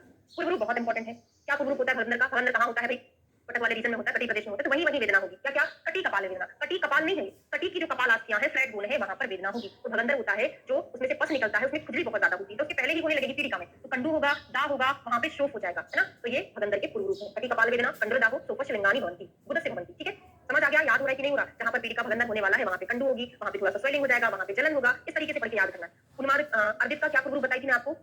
रोमहर्ष, नेत्र, अविलता अर्दित का था। और उसका क्या था? वातरक्त का पूर्व रूप प्राग रूपो, शीतले शून्य, शीतले सभी पर ये वैवर्ण्यम, सुप्ति वगैरह हमने जो पढ़ा था। ठीक है, हाँ, कटी कपाल, हाँ वो सोनी में होता है। अब पर्टिकुलर एक भगंदर के लक्षण पढ़ने जा रहे हैं। ठीक है, तो षटकोणक में कौन सा दोष होता है? वात दोष होता है। याद क्या रखना है? जो मैंने अंडरलाइन किया है बस उतना ही। षटकोणक में वात दोष होता है। गुदा के 1 या 2 अंगुल क्षेत्र का मांस रक्त दूषित होता है। तो आपका एक क्वेश्चन यहाँ से तैयार हो गया कि भगंदर में दूषित क्या होते हैं। तो राम याद करना, रक्त और मांस होती है। राम और कहाँ पढ़ के आए थे आप? स्तन रोग में पढ़ोगे, कामला में पढ़ोगे। कहाँ कहाँ आएगा ये? रक्त और मांस। स्तन रोग में भी रक्त मांस दूषित होता है, कामला में भी होता है। हमने लिंगाश पढ़ा था, लिंगाश पढ़ा, योन्याश पढ़ा। Very good. लिंगाश, योन्याश, स्तन रोग और कामला और भगंदर, यहाँ रक्त और मांस दूषित होता है। ठीक है, तो ये क्या 2 अंगुल के क्षेत्र का मांस रक्त दूषित होता है, तो ये उत्पन्न कर देता है। इसमें क्या होगा? शोध रहेगा, वेदना रहेगा, जो पिछली बात के कारण। तो ये भी नहीं याद करना, 1-2 अंगुल वो सभी में कॉमन है। तो षटकोणक में वात दोष, शोध, वेदना। अगर इसका ट्रीटमेंट नहीं किया हमने, आप प्रतिक्रिया मारा क्या पाकम होता है, चिकित्सा नहीं करनी पड़ी, पाक को प्राप्त हो जाता है। तो 5 भगंदर में से 4 भगंदर में ऐसा मिलेगा आपको, आप प्रतिक्रिया मारा पाकम उपैती, केवल उन्मार्गी में नहीं मिलेगा। तो चिकित्सा ना करने पर पाक को प्राप्त हो जाता है। ठीक है, अब षटकोणक है, शतपूणक, शत मतलब 100, पूणक मतलब छिद्र। इसमें बहुत सारे छिद्र होते हैं। कैसे? बहुत सूक्ष्म छिद्र होते हैं, अणुमुखी छिद्र होते हैं बहुत सारे। तानि च छिद्राणि अस्रम अच्छम। इन छिद्र में से कैसा स्राव निकलेगा? तो वात के कारण जो स्राव निकलता है आप जानते हैं, थोड़ा सा झागदार रहता है, पतला रहता है, अधिक मात्रा में, एकदम अधिकम आस्रावम। 1 मिनट, है ना? हाँ, झागदार निकलेगा, है ना? बुलबुले किसमें बनेंगे? वायु में बनेंगे ना, इनमें से अच्छे एकदम साफ, फेन वाला, बहुत ज्यादा मात्रा में स्राव निकलेगा। ठीक है, और क्या होता है? और ब्रण में सूची के समान वेदना बुधा का अवतीर्ण कर देता है, ठीक है। उपेक्षित बाद, और अगर इसकी उपेक्षा हमने कर दी तो जो भगंदर था उसमें से क्या निकलेगा, वात मूत्र पुरीश रेतस आदि निकलने लगेगा। पहले तो पता केला निकल रहा था, लेकिन उसी में से अब वात मूत्र पुरीश का भी प्रवर्तन होने लगेगा। यहाँ पे हिंदी में थोड़ा सा पढ़ो, है ना। क्या लिखा है, तथा यह व्रण तारण भेदन छीदन सूची भेदन की क्रिया करता है, बुधा अवतीर्ण कर देता है। इसकी उपेक्षा करने से ये बुधा अवतीर्ण सब जगह मिलेगा। अब आते हैं उष्णगिरी। उष्णगिरी में क्या होता है, पित्त होता है, ठीक है। तो पित्त के कारण रक्त कलर हो जाता है। अगर इसकी चिकित्सा नहीं करेंगे तो पाप को प्राप्त हो जाता है। और वो जो व्रण होता है उसमें क्या होता है, व्रणश्च अग्नि क्षाराभ्यम दहति। जो व्रण होता है ऐसा लगता है किसी ने अग्नि और क्षार से जला दिया, इतना खतरनाक वेदना होती। पित्त कैसा होता है, गर्म, तो यहाँ पे अग्नि क्षार के जैसे जला दिया हो ऐसा लगता है, क्योंकि ये दोनों भी गर्म होते हैं। यहाँ पे हमने सिंपल पढ़ा था वेदना होना, शोध वेदना आदि। यहाँ पे हमने क्या पढ़ लिया, व्रण क्षार अग्नि जैसा पढ़ लिया, ठीक है। अब यहाँ पे अगर चिकित्सा नहीं करेंगे और श्राव कैसा होगा, वहाँ पे फेन बहुत ज्यादा मात्रा में श्राव हो रहा था, कैसा हो रहा था, अच्छे फेनानुविद्धम अधिकम। और यहाँ पे जो श्राव होगा पित्त के कारण गर्म श्राव होगा। और दुर्गंध, आप जानते हैं जहाँ पर पित्त का इन्वॉल्वमेंट होता है वहाँ पे अधिकतर हम पुड़पगंधी या दुर्गंधित चीजें पढ़ते हैं ना, दुर्गंधित श्राव होता है। उपेक्षा करेंगे तो उसमें से वही चीज निकलेगा, पूरी रेता जो उसमें निकल रहा था। समझ में आ गए, हमने केवल पहला पढ़ा, अब दूसरा पढ़ा तो पहले दूसरे को रिवीजन किया, अब तीसरा पढ़ेंगे, तीनों को रिवीजन करेंगे। इस तरीके से चीजें आपको याद होंगी। कफ का इन्वॉल्वमेंट मतलब कौन सा है, परिश्रावी है। कफ का है तो कफ जैसा मिलेगा, शुक्ल कलर का है ना, कंडुमती है, ठीक है। यहाँ पे अप्रतिक्रियामाण पाकोपैथी, चिकित्सा न करने पर पाप को प्राप्त होता है। और श्राव कैसा निकलेगा, पिच्छिल निकलेगा। वहां पर कैसा निकल रहा था, बाद में फेन युक्त बहुत ज्यादा मात्रा में, पित्त में दुर्गंध उष्णता युक्त, यहाँ पे पिच्छिल चिपचिपा जो होता है कफ में रहता है, तो पिच्छिल निकलेगा। उपेक्षा करने से पूरा वही है, वात पित्त कफ तक हम आ चुके हैं, सभी ने यही चीज हमको मिल रहा है उपेक्षा करने पर, ठीक है। अब आते हैं शंभु कावत। शंभु कावत क्या था, सन्निपातज था। शंभु, वो शंभु पढ़ लो। शंभु किसको बोलते हैं, भगवान शिव भगवान को शंभु बोलते हैं ना। तो शंभु की जटाओं से क्या निकलती है, गंगा नदी निकलती है। तो पूर्ण नदी वाला जो है, पूर्ण नदी वाला जो लक्षण है हमको शंभु में मिलने वाला है, शंभु में मिलने वाला है। सन्निपातज भी है ना। तो पित्त श्लेष्म वात सभी कुछ प्रकोपित होकर पाद अंगुष्ठ प्रमाण की पीली का बनाता है। और सभी शंभु के, भगवान शिव के सभी लोग पैर का क्या करते हैं, प्रक्षालन करते हैं ना, पूजा करते हैं। तो पैर का अंगुष्ठ की पूजा करते हैं, नदी उनकी जटाओं से निकलती है। तो दो ही चीज यहाँ से पूछी जाती, पाद अंगुष्ठ पूर्ण नदी के समान। और यहाँ पे तीनों दोषों के, वात का, पित्त का और कफ का लक्षण, तीनों का मिलता जुलता लक्षण मिल रहा है। तो याद कर लो, तोलदाह कंडू और अप्रतिक्रियामाणम पाकोपैथी। क्रिया न करने पर पाप को प्राप्त होता है। क्या नहीं, बिल्कुल कंफ्यूजन ही नहीं होगा, लक्षण पढ़ने से कंफ्यूजन के साथ। वात में रहेगी तोद वेदना, पित्त में रहेगा क्या रहेगा, पित्त में गर्म है तो अग्नि क्षार के समान, कफ में रहेगा तो कंडू रहेगा, शुक्ल कलर का रहेगा। ये जनरल सी चीजें हैं आपको, इसलिए हमने बोला था शुरुआत में कि वात पित्त कफ के लक्षण गुण वाला श्लोक जरूर याद करना, उसी से हमारा आधा चिकित्सा स्थान निदान स्थान कंप्लीट हो जाता है। और सभी में हमने पढ़ा था अभी तक 3 में वात मूत्र पुरीश का श्रवण होता है, लेकिन यहाँ पर नाना विधि का श्राव, नाना वर्ण का श्राव होता है। देखिए वात पित्त कफ तीनों का इन्वॉल्वमेंट है, तो तीनों से मिलता जुलता विभिन्न प्रकार का श्राव होगा। वात में फेन अधिक मात्रा में श्राव हो रहा था, पित्त में दुर्गंधित उष्ण श्राव हो रहा, कफ में पिच्चिल हो रहा, तो यहाँ पे सब कुछ मिलता जुलता श्राव होगा। पूर्ण नदी, शंभु कावत पूर्ण नदी के समान इतना खतरनाक होता है, इसको लास्ट में असाध्य भी बोला है, ठीक है। पढ़ेंगे साथ साथ। अब आता है उन्मादी। उन्मादी भगंदर कैसे होता है, कहीं बैठ रहे थे भाई, कहीं ऐसी नुकीली चीज थी जिसके कारण थोड़ा सा घाव लग गया था, क्या बोले, हाँ, नाना के यहाँ जामुन, आम, आम अतिसार अतिसार में सर आपको पढ़ाएंगे, बिल्कुल। उन्मादी भगंदर क्या हो जाता है, या फिर हमने खाने में ऐसी चीज खा ली जो जाके कहाँ इंटेस्टाइन और उधर जाके कहाँ तक आ गई, जहाँ पे मांस खाने का लालची प्रसन्न के साथ अस्थि शल्य को निकल जाता है, वह शल्य जब कठिन बल के साथ निकलता है, अपान नीचे से प्रेरित करते गुदा मार्ग में चोट पहुंचाता है, इस प्रकार से वहाँ पे भगंदर बन जाता है। कुल मिला के बाहरी कारण से आया है, इन्फेक्टेड रहता है, तो वो कोच को उत्पन्न करता है ना। खाने में शल्य आदि लेने से होता है, कोच को उत्पन्न करता है। और जो घाव बनता है उसमें से क्या निकलता है, पूरे रुधिर अवतीर्ण मांस कोच, कोच बहुत इंपॉर्टेंट है। तो बाहरी कारण है, इन्फेक्टेड रहेगा तो कोच रहेगा, ठीक है। जल प्रकीर्णनाया क्रमिया संजात, और यहाँ पे क्रमी सबसे ज्यादा इंपॉर्टेंट है। कौन से भगंदर में क्रमी उत्पन्न होते हैं, तो उन्मादी भगंदर में क्रमी उत्पन्न होते हैं। क्यों होते होंगे, बाहर से आया है, इन्फेक्टेड है, कोच बना रहा है, कोच बनेगा, क्रमी बनेगी, ठीक है। और भक्षण तो गुदम, क्या करेगा ये क्रमी, ये क्वेश्चन पूछा गया है, कौन से भगंदर में मिल रहा है ये जो क्रमी है, गुदा को अनेक रूप से उसका भक्षण कर देते हैं, पास से कारण हो जाता है, और वहां से क्रमी के साथ क्रमी करते हैं वात मूत्र पुरीश आदि वहां से निकलते हैं। यहाँ पे अप्रतिक्रिया माणा आगे नहीं है, क्या आया है, क्रमियों ने जो मार्ग बनाया था उसमें वात मूत्र मल वीर आदि निकलते रहते हैं। क्लियर हो गया भाई, बात समझ में आ गई। यहाँ पे हमने वात मूत्र पुरीश का श्राव पढ़ा ही नहीं था, पढ़ा था क्या, बिल्कुल नहीं पढ़ा। भले ही हमने अप्रतिक्रिया माणा पढ़ लिया, लेकिन यहाँ पर वात मूत्र पुरीश नहीं पढ़ा। यहाँ पर हमने वात मूत्र पुरीश तो पढ़ा, लेकिन क्रमी ने जो मार्ग बनाया था उनमें से निकल रहा है। ये तो सारी चीजें क्लियर हो गई। अब यहाँ पे एक और चीज देखते हैं, कितने अंगुल के क्षेत्र में होता है भगंदर। तो गुदा के 2 अंगुल दूर वाले प्रदेश में त्याग दुई अंगुले, किस स्थान में सारी 1-2 अंगुल आता है ना। और बीच बीच में 1 या 2 अंगुल आया है, तो 2 अंगुल भी आंसर सही है, या 1-2 अंगुल भी सही है। कुछ आचार्य ने 1-2 बताया है, कुछ ने 2 बताया है ना। शायद किस स्थान में आप पढ़ेंगे इसमें 1 या 2 अंगुल के क्षेत्र करके आता है, ठीक है। तो दूर होने वाले गहरी मूल की पीड़िका, तो भगंदर पीड़िका में बारे में पूछा जाए तो भाई 2 अंगुल आंसर अभी यहाँ से पढ़ लो, बाकी किस स्थान में आएगा क्लियर ही हो जाएगा। अब इसका एक बार और पूर्व बता दिया, हमने पढ़ा था कटी कपाल वेदना कंडो दाहो सोफश बुध से भवंती, ये किसका था, भगंदर का था। एक बार और आ गया, यहाँ यानात मनो सरकार, जब आप किसी पर सवारी कर रहे हैं, मल का त्याग करने पर खुजली होती है ना। त्याग करने से गुदा में क्या क्या होता है, कंडू, रुक, दाह, शुभ, पूरा वही है, कंडू है, दाह है, शुभ, वहां पर भी था, यहाँ पर भी। भवित पायु भवित रुजा प्रत्या पूर्व रूपम भगंदरी, क्या होता है, पायु में क्या होता है, रुजा होती है, कमर में दर्द है ना, पायु मतलब गुदा में रुजा है, ये सब भगंदर के पूर्व। एक बार और पढ़िए, साध्य साधता यहाँ से याद नहीं करना है, पढ़ के चलो। जितनी भी साध्य साधता वाले क्वेश्चन होते हैं सुश्रुत के उच्च के स्थान से लगते हैं, निदान स्थान में कुछ अलग चीज बोली है। तो साध्य साधता अगर पूछा जाए तो सिंपली सारे भगंदर कृच्छ साध्य होते हैं ना, सभी प्रकार के भगंदर कृच्छ साध्य है। किंतु उनमें से अगर बात करें त्रिदोषज भगंदर और एक लास्ट का छतज भगंदर, ये असाध्य है। याद इतना करके रखो, लास्ट के समूह कावल और छतज बन जाता है, वहां पे पूर्ण नदी के समान कठिनता से इतना सारा कंपैरेटिव वहां पे बता दिया, दोनों असाध्य हैं, बाकी कृच्छ साध्य। केवल यहाँ पढ़ने को मैंने बोला, याद करने को नहीं बोला है। जब मैं चिकित्सा स्थान पढ़ाऊंगी साध्य साधता आपको वहां से याद करना है, ठीक है, वहीं से आंसर लगता है। ये हमारा भगंदर वाला टॉपिक कंप्लीट हुआ, बड़ा इजी सा था। 5 सूत्र के 8 पार्ट के दोष इन्वॉल्वमेंट क्या है, हर एक का पर्टिकुलर लक्षण क्या क्या मिला, एक एक चीज अपने रख लिया जैसे, है ना। बैक रिवीजन देखो, अभी जो बैक रिवीजन वाली टेस्ट सीरीज चल रही है, कुछ कारण से मैं टेस्ट अपलोड नहीं हो पा रहा है, तो उसमें कुछ सेटिंग चेंज हुई थी। अब कल उसमें प्रॉब्लम सॉल्व हो गई है, तो वो लिस्ट आपको जैसे कल पेपर खत्म हुआ, आज हो जाएगा रात में, जो आपका टेस्ट हुआ था ना सुश्रुत का, वो कल टेस्ट का रिजल्ट अपलोड हो जाएगा, है ना? ऐसे वीकली टेस्ट जो चल रहे हैं, आप कुछ मतलब नहीं होता है, उसको आप देते रहो ना, तो वही तो बैक रिवीजन है। उसके अलावा भी आप दूसरी चीजें करना चाहते हैं, तो जो बहुत पुराना हो गया है, मतलब आपने बहुत पहले पढ़ा था, जब बैच शुरू हुआ था, तब आप उसको रिवाइज करते चलें, ठीक है? चलिए, यहाँ से कोई परेशानी नहीं, अगला चैप्टर शुरू करते हैं, कुष्ठ। तो सबसे पहला चैप्टर वात व्याधि, दूसरा हमारा था अश, तीसरा अश्मरी, चौथा भगंदर, पांचवा कुष्ठ। याद रख के चलिएगा पांचवा कुष्ठ, क्योंकि यहाँ से कुछ रेफरेंसेस पूछे जाते हैं। औपसर्गिक रोगों का वर्णन कहाँ पर किया है? औपसर्गिक रोगों का वर्णन यहीं पे किया है, कुष्ठ निदान 5 में। कौन कौन से होते हैं वो 4 आगे जाके हम पढ़ेंगे, ठीक है? कुष्ठ क्या होता है? कुष्णाति अंगम इति कुष्ठ, जो हमारे शरीर को, अंग को कुत्सित कर दे, कुत्सित कर दे, खराब दिखाने लग जाए, वो क्या कहलाता है? कुष्ठ कहलाता है। तो संग्रह जी बताएं, पाप कर्म से होता है। तो पाप कर्म से कौन कौन से रोग होते हैं? एक तो कुष्ठ है, और एक कुष्ठ में ही एक पितृ कुष्ठ आता है, एक उदर रोग होता है, और कौन सा शिरो रोग है? हृदय रोग है। क्या है वो बताइए जरा। एक और चीज क्या है जो पाप कर्म से होती है? हाँ, वो तो है, कोई शिरोरोग की रोग है ना, क्रमिज शिरोरोग है। ओके, क्रमिज शिरोरोग, वो भी कैसे होता है? पाप कर्म से होता है। ये चीजें पाप कर्म से है। इसका मतलब क्या होता है कि हम चाहे जितने जन्म ले लें, जब तक हमारे पापों का क्षय नहीं हो जाएगा, ये कुष्ठ होता ही रहेगा। ऐसा बोला है। तो ये तो आदि में प्रवृत्ति है, शुक्र शोणित का संयोग जब होता है तभी बन जाता है ना, तो ये पीढ़ी दर पीढ़ी भी चलता है, ऐसा भी बोला जाता है, ठीक है? लेकिन अब बहुत सारी मेडिसिन आ गई है अभी, उत्पन्न होने से पहले उनको रोक दिया जा रहा है, ठीक है? तो इसके निदान देखते हैं, क्या निदान है? सबसे पहला निदान, निदान मार करते चले, एग्जाम में पूछे जाते हैं इसके निदान। गुरुवार विरुद्ध, स्पेशली विरुद्ध आहार। एक मिनट,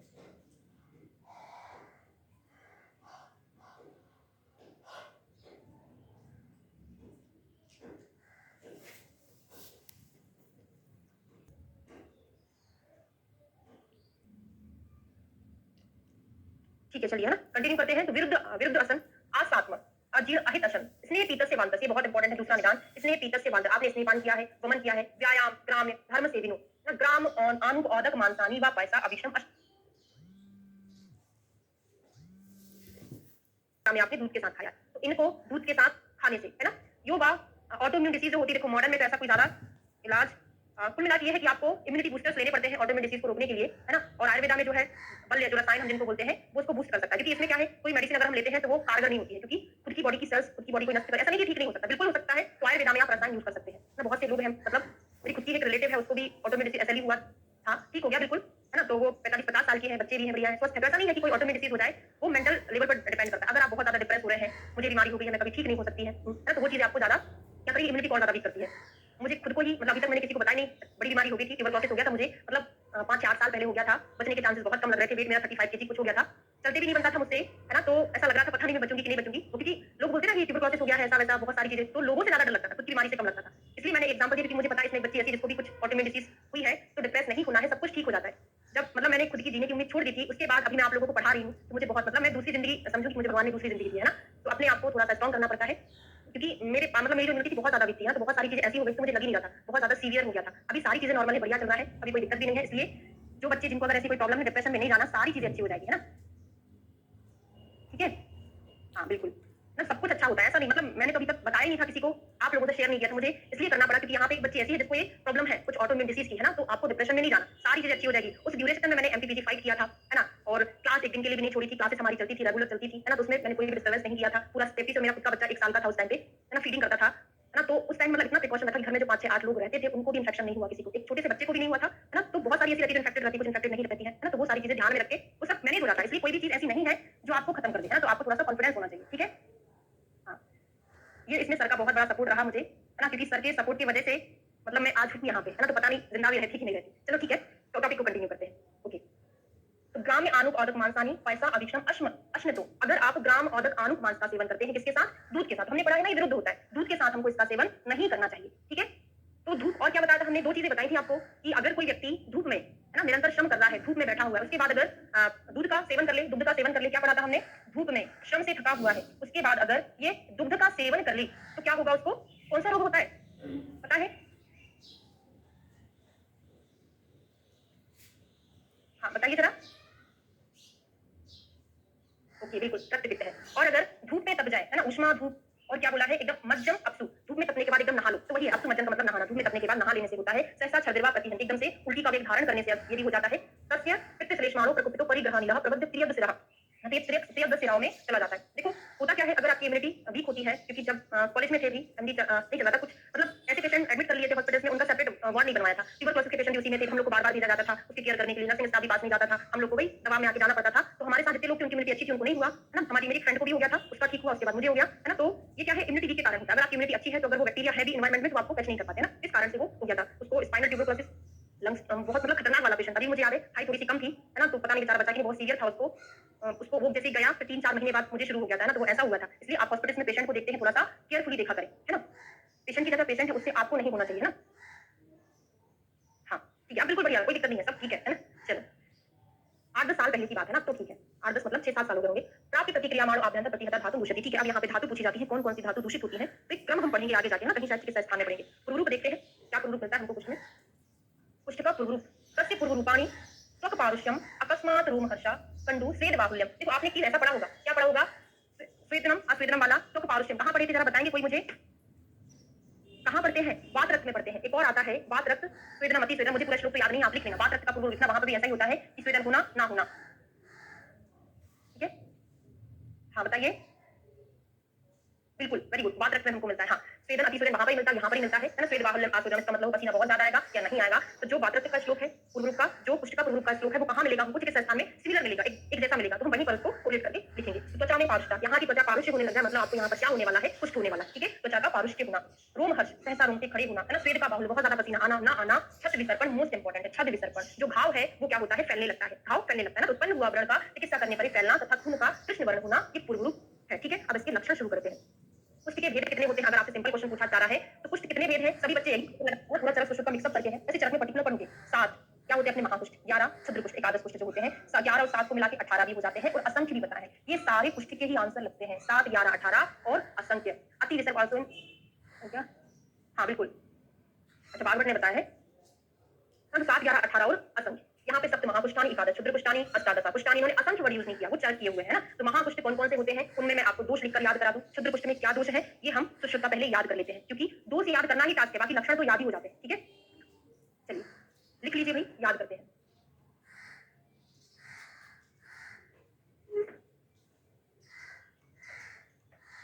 तो पहले तो हम देखेंगे कौन से? महाकुष्ठ। महाकुष्ठ मैंने आपको चरक संहिता में पढ़ा दिया ना, क्या था हमारा? कम कम कम ऋतिक एस पीओ हुक, कम ऋतिक एस पीओ हुक। ए फॉर क्या था? कपाली, मैं आपको भी चरक का पढ़ा रही, ठीक है? कपाल। ए फॉर उदुम्बर, एम फॉर मंडल, ऋतिक फॉर ऋषिजिप, एस फॉर सिद्म, पीओ फॉर पुंडरीक, हुक फॉर आंकड़क, कम ऋतिक एस पीओ हुक, ठीक है? तो ए कपाल में क्या है? वात, ये पित्त, ये कफ। फिर आपको पता है जब जोड़ियां बनाते तो कैसे बनाते हैं? वात पित्त, वात कफ, पित्त कफ। क्या बोल रहे हैं? हाँ, तो चिकित्सा चरक ने कहीं निदान स्थान में कुछ बताया, 11 एकादश नहीं बताया, वो चिकित्सा स्थान में वर्णित किए हैं, आप यही बताना चाह रहे हैं, ठीक है? वो चिकित्सा स्थान में है ना, तो वात पित्त कफ, यहाँ पे वात पित्त, वात कफ और पित्त कफ, है ना? और काकड़क में क्या होता है? त्रिदोष सन्निपातज होता है ना? काकड़क में ही होता है ना, त्रिदोष सन्निपातज, ठीक है? अब यहाँ पे रिप्लेसमेंट याद करना पड़ेगा हमको। आचार्य सुश्रुत ने एस फॉर सिद्ध में यहाँ नहीं बताया, क्या बताया है? दद्रु बताया है। तो दद्रु में कौन सा दोष होता है? जो चरक ने एकादश पुष्ट बताए हैं, चरक के एकादश पुष्ट अभी मैं याद नहीं करा रही हूँ दोषों का इन्वॉल्वमेंट, केवल इतना ही देख लो, है ना? दद्रु में इन्होंने क्या बताया है?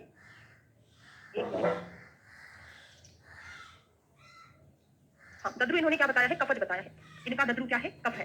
हाँ, सुश्रुत का अकेला हम बात करेंगे, चरक की बिल्कुल भी बात नहीं करेंगे, क्योंकि वो मैंने कुछ आपको भी पढ़ाया नहीं। चरक का जो है 7, 18 असंख्य, 11 उसमें नहीं है, ओके 11 नहीं, लेकिन वही कुल मिला के वही क्वेश्चन जब पूछा जाता है, अगर ऑल है तो फिर ऑल ही अटेम्प्ट करना पड़ता है ना, फिर वहां पे हम चरक सुश्रुत इंक्लूड कर लेते हैं, ठीक है? तो दद्रु में यहाँ पे कफ है, लेकिन दद्रु में अगर दोषों का इन्वॉल्वमेंट आपसे कुछ का पूछा जा रहा है तो पहले चरक को प्रायोरिटी देंगे, है ना? तो अब ये आपने चरक का याद कर लिया, एक रिप्लेसमेंट बता दिया, अब हम सुश्रुत के याद करते हैं। कौन से?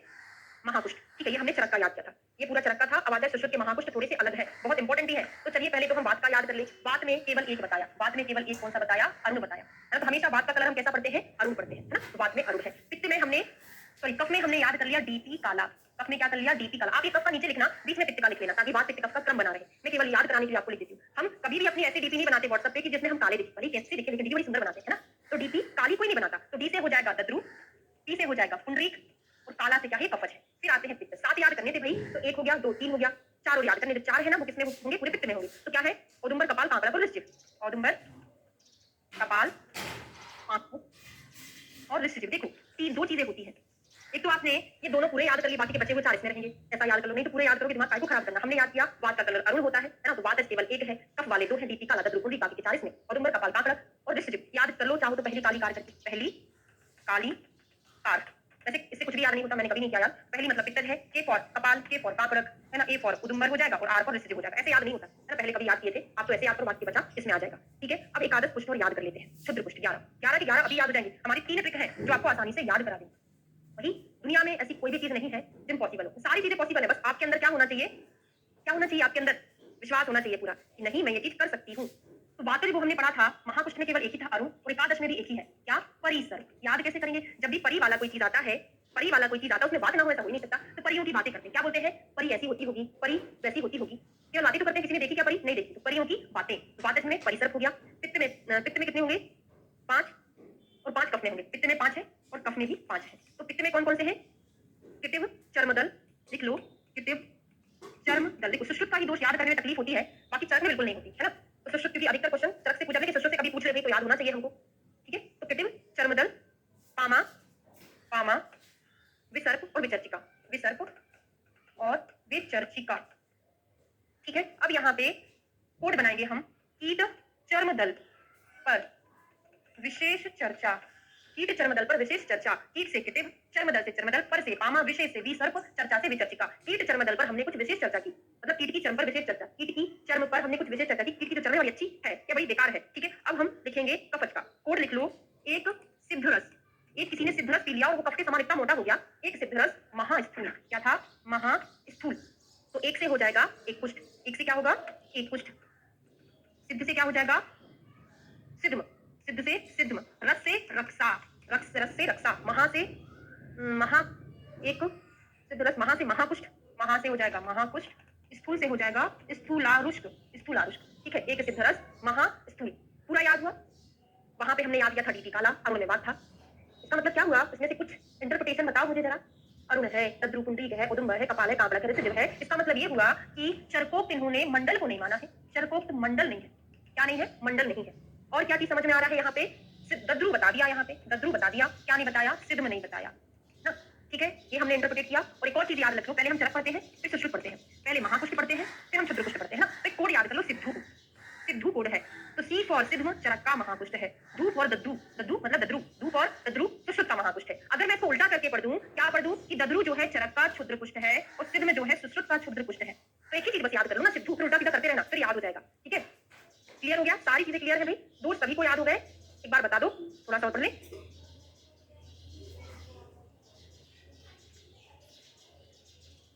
क्लियर है, सिद्धू वाला ओके। सिद्धू क्या था, हमने याद किया था, पहले चरक का नाम आता है, हमेशा चरक पढ़ते हैं पहले, है ना, पढ़ते क्या पहले के चरक, फिर सुश्रुत है, सिद्धू कोड बनाया। तो चरक का सापे एरो बना दो, सुश्रुत का दापे एरो बना दो। चरक का सी फॉर सिद्ध महाकुष्ठ है, सुश्रुत का धू फॉर दद्रु महाकुष्ठ है, जो हमने पढ़ा था ना अभी, कम ऋतिक एस को, ये जो मैंने आपको लिखा था ना, ये मैंने चरक के अकॉर्डिंग महाकुष्ठ लिखा था। चरक के अकॉर्डिंग महाकुष्ठ में सिद्ध में था, तो चरक का सी धू में सिद्ध महाकुष्ठ है, उसकी जगह दद्रु बोला है किसने, सुश्रुत ने, सुश्रुत ने दद्रु बोला है। ठीक है, अभी क्लियर हो गया, क्लियर है, चलिए आगे बढ़ते हैं।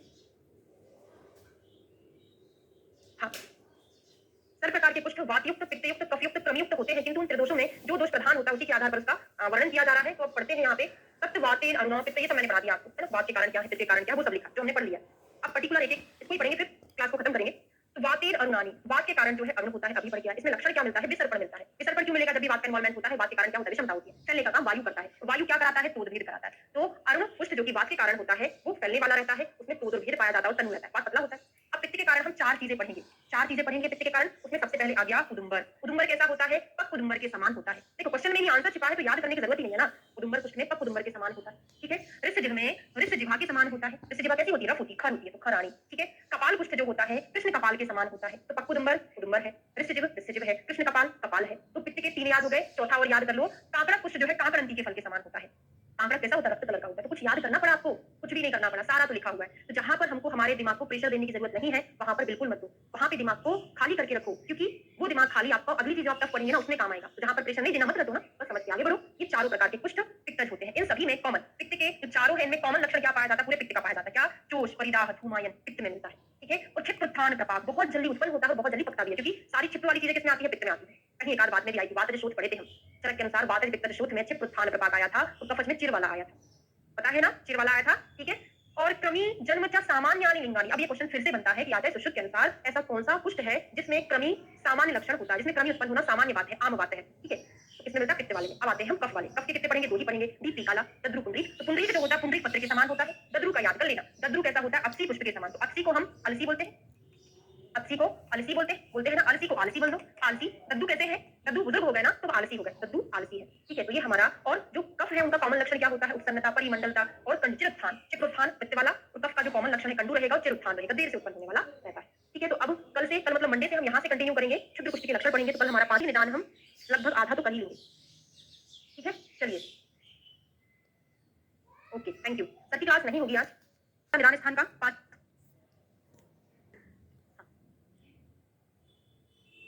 तो सुश्रुत संहिता निदान स्थान का 5वां चैप्टर हमने शुरू किया था, श्लोक नंबर 8 तक हमने कंप्लीट कर लिया था।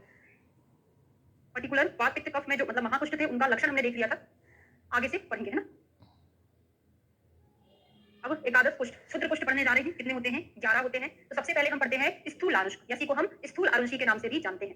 ठीक है, संस्कृत पढ़ना उतना जरूरी नहीं है, बस कुछ टर्मिनोलॉजी है जो बस मैं अंडरलाइन कराऊंगी, पूरा श्लोक से याद रखने की जरूरत नहीं पड़ेगी, है ना। स्थूल आरुषि क्या होता है? इसी को हम क्या बोलते हैं? स्थूल आरुष्क बोलते हैं। स्थूल आरुष्क कहाँ होता है? साइट पूछा जाता है। कुष्ठ में शरीर के विशेषकर हस्तपाद की संधियां में मोटे तथा अत्यंत भयंकर और कठिन व्रण होते हैं। स्थूल आरुष्क कहाँ होता है? विशेषकर हमारी संधियों में होता है। कहाँ पर? संधियों में। तो आप एक कोड बनाकर याद कर सकते हो कि हमारी संधियां कैसी होती हैं? मोटी होती हैं, स्थूल होती हैं। स्थूल आरुष्क जो है स्थूल संधियों में होता है, तो याद रहेगा, हाथ पैर की संधियों में मोटे तथा अत्यंत भयंकर होता है। ठीक है, अब आते हैं महाकुष्ठ। महाकुष्ठ महत्पूर्व युते। महाकुष्ठ कहाँ होता है?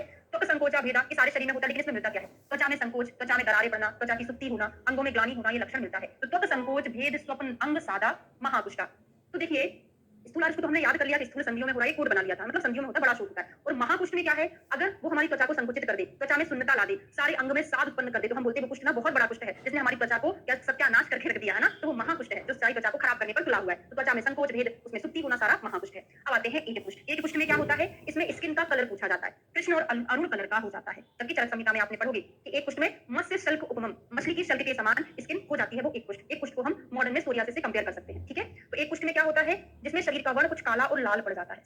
आचार्य चरक के अकॉर्डिंग ना एक कुष्ठ बहुत अच्छे से याद हो जाता है, सॉरी शुद्ध कुष्ठ, लेकिन सुश्रुत में थोड़ा सा टफ पड़ता है, इसलिए हमको थोड़ा सा बार-बार रिपीट करके पढ़ना है। स्थूल आरुष्क संधियों में हो रहा था, महाकुष्ठ में स्किन में प्रॉब्लम हो गई थी। एक कुष्ठ में कलर पूछा जाता है, कैसा होता है? एक कुष्ठ में 2 कलर होते हैं, कौन से 2? कृष्ण और अरुण। फिर आता है चर्मदल। चर्मदल का मीनिंग समझे तो हम क्या होता है? चर्म में दलन होना, चर्म में क्या हो जाना? चर्म फट जाना, वो चर्मदल कहलाता है। तो चर्मदल में क्या होगा? कंडू वेदन ओस चोष, त्वचा में बहुत ज्यादा कंडू होगी और बहुत ज्यादा ओस और चोष होगा। ओस चोष होगा, वहां पे जलन होगी, खुजली होगी, तो हम क्या करेंगे? बहुत ज्यादा खुजलाएंगे ना तो चर्म में दलन हो जाएगा। याद हो जाएगा ना? चर्मदल क्या होता है? जहां पर हस्त और पाद तलों में खुजली, वेदना, दाह और चोष हो, उसको हम चर्मदल कहते हैं। क्लियर है? महाकुष्ठ में हमने क्या पढ़ा था? महाकुष्ठ में हमने पढ़ा था, वहां पे त्वचा की प्रॉब्लम थी, संकोच होना, भेद होना, स्वाप होना, अंगसाद होना। यहाँ पे हमने क्या पढ़ा है? वहां पे कंडू चोष के समान वेदना या जलन होगा। ठीक है, विसर्प क्या होगा? सारे शरीर में फैलने का काम करता है विसर्प। विसर्प में क्या दूषित होते हैं? हमने पढ़ा था जो कुष्ठ में है, तो रक्त मांस में, तो वही लिखेगा, तो रक्त मांस आदि दूषित में होते हैं और सारे शरीर में फैलने का काम करता है, तो अलग से कुछ याद नहीं करना है। ठीक है, और क्या उत्पन्न करता है ये? मूर्छा, विदा, आरति को उत्पन्न करता है, तो इंपॉर्टेंट नहीं है। अब आती है 2 चीजें बहुत इंपॉर्टेंट है, एक परिसर्प और एक होता है सिद्ध। परिसर्प, जैसे विसर्प हमने पढ़ा, क्या पढ़ा? शरीर में फैलने का काम करता है, त्वचा रक्त का इन्वॉल्वमेंट होता है, थोड़ा हिंदी पढ़ लो। जो त्वचा रक्त और मांस को दूषित करके मूर्छा, दाह, बेचैनी, स्विच होने की वेदना पार करता हुआ विसर्प के समान चारों तरफ फैलता है। ठीक है, विसर्प कुष्ठ कहते हैं। तथा जो स्राव बहाने वाली पीड़िकाएं धीरे धीरे शरीर में फैलती हैं, उस रोग को हम परिसर्प कहते हैं। परिसर्प किसको बोलते हैं? तो इसका एक कोड बनाकर याद कर लो, क्योंकि एग्जाम में परिसर्प का, सिद्ध का और आगे जो मैं पढ़ाने वाली हूँ बहुत ज्यादा पूछे जाने वाले क्वेश्चन है। तो परि जब भी आता है हम उसको परियां बना देते हैं। परियां मतलब स्वर्ग लोक में रहने वाली परियां जो है बड़ी धीरे धीरे चलती, स्टाइल मार मार के चलती है ना, जैसे दुल्हन चलती है स्टेज पे जाती और पता चले वो कितना दौड़ लगाती है, वो लड़की लेके दुल्हन बनती है थोड़ा सा, क्योंकि उस टाइम पे हम अपने आप को परी जैसा महसूस करते हैं। तो कैसे चलती है वो? शनह शनह चलती है, शनह एक जगह और आएगा, तो परियां धीरे धीरे चलती, तो शनह शरीरे पीड़िका धीरे धीरे, और इसमें स्राव बहता है, स्रावहीन नहीं है। परियां कैसी है? स्राव युक्त परी है, स्राव युक्त। ठीक है, तो स्राव युक्त रहती है और धीरे धीरे फैलती है। अब सिद्ध में जो है कहाँ होता है? हमारे शरीर के ऊपरी हिस्से में होता है, उर्ध्वकाय में सिद्ध, और यहाँ पर क्या होता है? खुजली होती है, कंडू होता है, श्वेत कलर का रहता है। सिद्ध में जानते हो दद्रुघ्नपटी बहुत अच्छा कारगर होती है सिद्ध में, वो थोड़ा सा व्हाइट व्हाइट कलर का पूरे बैक रीजन में हो जाता है। क्या बोल रहे हैं? हाँ बिल्कुल, हाँ पता है आपको सिद्ध में क्या होता है? हाँ देखेंगे अपन, प्लान करती हूँ मैं ना, बताओ ना सिद्ध में क्या होता है? जानते हैं? हाँ बिल्कुल, क्या होता है उसमें? व्हाइट व्हाइट कलर का हो जाता है, पूरे शरीर में हो जाता है, उसमें ना पेन होता है, कुछ भी नहीं होता, वही है सिद्ध में, है ना। हाँ बिल्कुल, ठीक है, तो ये ऊर्ध्वकाय में होता है, तो याद कर लो, श्वेत श्वेत कलर के रहते हैं, खुजली बहुत होती है, तो खुजली होती है, श्वेत कलर के रहते हैं। और जो सिद्ध लोग होते हैं, व्हाइट पैचेस नहीं बोलेंगे, वो चित्र पहुंच जाएगा। व्हाइट पैचेस चित्र को बोलते हैं, सिद्ध अलग चीज है, वो परमानेंट नहीं होता। व्हाइट पैचेस जो है चित्र वो परमानेंट टाइप का होता है, लिक्विड मास को बोल सकते हैं, व्हाइट पैचेस बोल सकते हैं, पता नहीं मुझे, है ना। तो सिद्ध लोग जो होते हैं उनका पोजीशन जो है क्या बोलते हैं? ऊपर होता है। ऊपर मतलब जो लोग नॉर्मल होते हैं उनसे ऊपर होता है उनका पोजीशन, तो सिद्ध लोगों का पोजीशन ऊपर होता है। तो याद हो गया सिद्ध क्या है, परिसर्प क्या है, हिंदी में पढ़ लो। सिद्ध क्या लिखा है कि हस्त, छाती, मुख, ललाट आदि स्थान पर एकदम खुजली करके श्वेत रंग के चकत्ते बना देता है, इनमें कोई पीड़ा नहीं होती है। जैसे कभी हमने लोशन नहीं लगाया है, नहाने के बाद खुजली कर लो ना, उस टाइप की स्किन निकलने लगती है, वैसा ही सिद्ध होता है। अच्छा ओके, नेक में मेरे कजिन ब्रदर को था, उसका पूरा बैक वाला रीजन यहाँ तक, यहाँ ऊपर से लेके यहाँ तक का पूरे में सिद्ध था, ठीक हो गया था। दद्रुघ्नपटी मैंने उसको दिया था लगाने के लिए और ब्लड प्यूरिफाई दिया था, मतलब 5-6 साल से था, उसको ठीक हो गया था। ठीक है, अब आता है विचर्चिका। विचर्चिका में कौन सा दोष होता है? आचार्य सुश्रुत के अकॉर्डिंग विचर्चिका में कौन सा दोष है? बहुत ज्यादा पूछा जाता है। पीठ चर्मदल पर विशेष चर्चा, पित्त हमने पढ़ा था। आचार्य सुश्रुत के अनुसार क्या, ये सुश्रुत का ही तो है, चरक के अनुसार कौन सा होता है? एक सिद्ध नहीं, एक कीट ने काटा, सो बात चर्चा करते रहे, कफ होता है। हाँ बिल्कुल, आचार्य चरक ने कफ बताया है, लेकिन आपसे क्वेश्चन विदाउट रेफरेंस पूछा जा रहा है, तो किसके अकॉर्डिंग आप अटेम्प्ट करेंगे? आचार्य चरक के अकॉर्डिंग, है ना। तो विचर्चिका में चरक जी ने कफ दोष बोला है। तो विचर्चिका में एक रिसर्च भी हुआ था हमारे कॉलेज में, हमारे ही बैचमेट ने किया था विचर्चिका में। तो पेशेंट को इतनी ज्यादा खुजली होती है, इसमें बहुत ज्यादा स्राव भी बहता है, लेकिन यहाँ पे शायद दिखा नहीं है। राज्यो अति कंडू अति अति अति रुजा सरुक्षा भवंती गात्रेषु विचर्चिका। चरक जी ने लिखा है श्राव युक्त, यहाँ पर इन्होंने श्राव युक्त नहीं लिखा। तो शरीर के हस्तपाद आदि अंगों में चरक फटने से रेखाएं पड़ जाती, बहुत ज्यादा खुजली होती है, तो यहाँ पे रेखाएं पड़ रही है। विचर्चिका रेखा, विचर्चिका का चर्चा पढ़ो ना, चर्चा किसकी चर्चा थी एक जमाने में? जो रेखा हीरोइन थी ना, उसकी बहुत चर्चा थी। तो याद रहेगा कि कंडू तो बहुत सारी जगह पढ़ोगे, लेकिन रेखा के साथ कंडू अलग है, ये चर्चा वाली बात है। तो विचर्चिका में राज्य मतलब रेखाएं होती है, वहां पे कंडू भी बहुत ज्यादा होती है। और विपादिका क्या होती है? जब यही विचर्चिका पैर वाले रीजन में हो जाए, तो पादिका, पाद मतलब क्या? पैर। तो अगर यही विचर्चिका पैर वाले रीजन में हो जाए, तो कंडू तो वहां पर भी होगी, रुजा वगैरह होगी, तो उसको हम क्या बोलते हैं? विपादिका। ये क्वेश्चन सेपरेट पूछा है। जब विचर्चिका पैर में हो जाए तो उसको क्या टर्म देते हैं? जैसे हमने पढ़ा था ग्रद्धसी पैर में होती है, उसी के समकक्ष विश्वाची होती है, जो कहां पर होती है? हाथ में होती है। ठीक है, अब यहाँ पे बहुत सारी सिमिलर चीजें आ रही हैं। मैं पढ़ा रही हूँ, आपको ध्यान से सुनना है, समझना है। अभी याद करने की कोशिश नहीं करना है, जब क्लास कंप्लीट हो जाएगी तब आप याद करेंगे। ठीक है, अभी केवल पूरा फोकस आपको समझने पर लगाना है, क्योंकि टॉपिक बड़ा टफ है।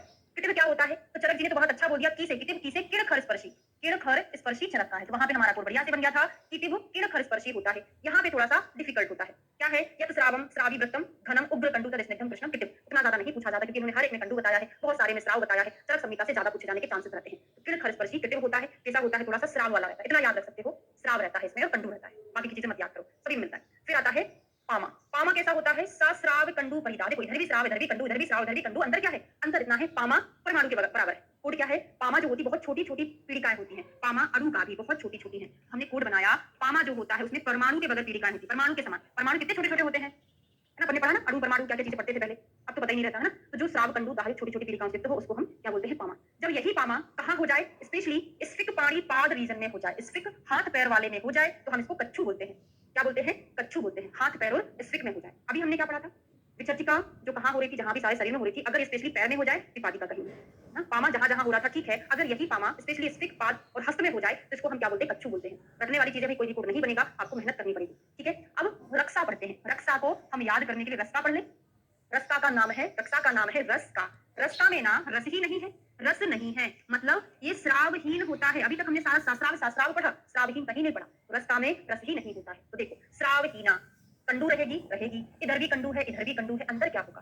तो देखो हमने पढ़ा, पामा में श्राव था, कंडू था, लेकिन इसमें पीड़िकाएं परमाणु के जैसी, मतलब अणु आकार, छोटी छोटी पीड़िकाएं। हमने कच्छू पढ़ा, जो कहा था स्पेशली स्फिक हाथ पैर वाले रीजन में था, यहाँ पे भी कंडू और दाग हो रहा था। रक्षा में भी कंडू हो रहा था, लेकिन हमने इतना याद कर लिया, रस्का में रस नहीं है। तो डिफरेंशिएट हो गया ना, इसमें श्राव के साथ कंडू था, पामा में इसमें श्राव नहीं था, उसके बाद कंडू था। कॉम्प्लिकेटेड हो रहा है, इससे ज्यादा मैं नहीं याद करा पाऊंगी। समझ आ रहा है कि नहीं आ रहा? पहले तो बता दो मुझे, क्लियर हो रहा है भाई? स्थूल आरुष्ट जो है संधि में होता है, महाकुष्ठ में महान त्वचा से कोरिलेट कर दिया, एक कुष्ठ में दो कलर थे, याद कर लिया। चर्मदल मतलब बहुत ज्यादा जलन हो रहा है ना, तो कोई भी चीज फट सकती है, जलन होगा, है ना? चर्मदल में जलन हो गया। सर्प में विसर्पण कर रहा है, फैल रहा है, ठीक है, रक्त मांस आदि। अच्छा बढ़िया, याद हो रहा है? ओके। यहाँ पे परी में धीरे धीरे चल रही थी, श्रावयुक्त परी थी, दुल्हन से हमने कोरिलेट करके याद कराया था, है ना? दुल्हनों का सीजन चल रहा है अभी, दूल्हा दुल्हन का। सिद्ध लोग अपने स्पेस से क्या होते हैं? थोड़े से ऊपर होते हैं। यहाँ पे विचर्चिका बता दिया, विपादिका, कटक में ज्यादा कुछ नहीं याद करना था। श्राव कंडू यहाँ पर भी था, यहाँ पे श्राव कंडू पर इसमें छोटी छोटी चीजें थी, यहाँ पे श्राव के बगैर था रस्का, रस्का में रस नहीं था। कच्छू का भी याद कर लिया, ठीक है। केवल इसमें ही डिफिकल्टी रहती है सुश्रुत में, मतलब एक क्षुद्र कुष्ठ में, बाकी चरक में आपको बहुत आराम से याद होता है। अब दोषानुसार क्या होता है? मैंने कल याद कराया था, कीट चर्मदल पर विशेष चर्चा, पित्तस्थ 6, कफज वाले नहीं सॉरी 5, कफज वाले 5 कौन थे? 1 से 10 महास्थूल, और केवल परिसर्प में जो था वो बात था, ठीक है। ये दोष हमने कल पढ़ लिए। अब आते हैं क्लास। क्लास कितने होते हैं? क्लास जो है 3 होते हैं, वातज पित्तज कफज। अब यहाँ पे एक एक का लक्षण पढ़ने जा रहे हैं। वातज पित्तज कफज क्या होता है? तो देखो क्लास और कुष्ठ में अंदर पूछा जाता है क्या होता है, तो कुष्ठ में जो होता है श्राव युक्त रहता है, और क्लास में श्राव नहीं रहता है। तो कुष्ठ क्लास जो अंतरम त्वगतम क्लासम अपरिश्रावी क्या होता है? 3 प्रकार का होता है। कुष्ठ क्लास में इतना भेद है कि क्लास केवल सुपरफिशियल है, त्वचागत होता है, और श्राव रहित होता है, जबकि कुष्ठ कैसा होता है? आभ्यंतर होता है। तो रक्त मांस में कौन कौन सी धातु दूषित में होते हैं, तो अंदर अंदर तक होता है। क्लास केवल सुपरफिशियल होता है। कुष्ठ में जो है क्या बोलते हैं, इसमें क्या लिखा है? श्राव रहित होता है। और कुष्ठ कैसा होता है? श्राव युक्त होता है। आप लोग कम क्यों हैं आज? 130 140 करीब रहते हैं, क्रिसमस की छुट्टी मना रहे हैं। देखो एग्जाम आने वाला है अभी, ऐसा नहीं करो, क्योंकि फिर ऑफलाइन मतलब रिकॉर्डिंग मतलब रिकॉर्डिंग ही रहता है। थोड़ा देख लिया, फिर पॉज कर लिया, फिर थोड़ा सा आड़े टेढ़े हो गए, फिर पॉज, फिर देख लिया, फिर आड़े टेढ़े हो गए, तो ऐसा रहता है ना। आप लोगों को भी अच्छा क्रिसमस की छुट्टी मनाने के साथ साथ पढ़ाई की छुट्टी नहीं करना, सुबह से बन गया ना छुट्टी, अब नहीं, है ना। क्लास को कंटिन्यू करना। तद्वाते मंडलम अरुणम परुषम परिध्वंसी चा। वात क्लास में क्या होगा? तो मैंने बताया ना, परी आए और बात ना आए, ऐसा कुछ आया नहीं है। वो किसी ने शायद फेक मैसेज किया हुआ है ना, ऐसा कोई ऑफिशियल वेबसाइट पे नहीं आया है। वो जब तक नहीं आएगा तो हम कुछ नहीं कह सकते हैं, कब हो सकता है, लेकिन अपने आप को तैयार करके रखो ना। सबके साथ वही प्रॉब्लम होगी। अप्रैल में ऑफिशियल वेबसाइट से नहीं मिला है, हाँ वो फेक है, वहां पे कहीं ऑफिशियल वेबसाइट पे मिल ही नहीं रहा ना। और जब नोटिफिकेशन आएगा तो आपको पता परी हो और बात ना ऐसा कुछ हो ही नहीं सकता। तो परियों की क्या करते हैं हम? बातें करते हैं। तो वातज में क्या रहता है? अरुण कलर का परश रहेगा, परिध्वंसी रहता है। थोड़ा सा माधव का लिख लो। माधव जी ने कहा बोला है? रोम विध्वंसी बोला है, रोम विध्वंस इसी लेकिन ये कहाँ बोला है, पित्त में बोला। तो याद तो रहेगा, परिध्वंसी परियों की बातें सुश्रुत ने बाद में बोला है, रोम विध्वंसी जो है माधव ने पित्त में बोला है। पित्त में क्या रहेगा, पद्म पत्र प्रतिकाशम तो पासे पित्त, पद्म जो है शीतल होता है, पित्त को शांत करता है ना, वैसे पद्म पत्र के समान ग्रहायुक्त रहता है। कफ में श्वेत कलर का स्निग्ध बहल है, कंडू है, सब पत्र लेकर रहता है। असाध्यता बता दिए है, क्या बता दिया है असाध्यता, कि जब इनके मंडल आपस में मिल जाए, जैसे यहाँ पर क्लास था, यहाँ पे क्लास था, यहाँ क्लास था, ये सारे इकट्ठा मिल जाए, कितना बड़ा क्लास हो जाएगा। तो तीनों प्रकार में जिसमें मंडल परस्पर मिल गए हो, अंत स्थान ओष्ठ पानी पाद दो स्थान में हो गया हो, तथा जिसके बाल लाल हो गए हैं। यहाँ पर किसी को क्लास था, ऐसे नहीं कि सिर के बाल लाल हो गए, जहाँ पर क्लास था उस जगह के बाल अगर लाल हो गए हैं तो असाध्य है। पहला असाध्यता, मंडल परस्पर मिल जाए, वहां के जो रोम है वो लाल हो जाए, तो वो असाध्य क्लास कहलाता है। ठीक है, क्लास कंप्लीट हो गया। अब कुष्ठ में स्पेशली बात पित्त कफ की प्रधानता के आधार पर कुछ क्लासिफिकेशन किया है। क्या क्लासिफिकेशन है देखते हैं भाई।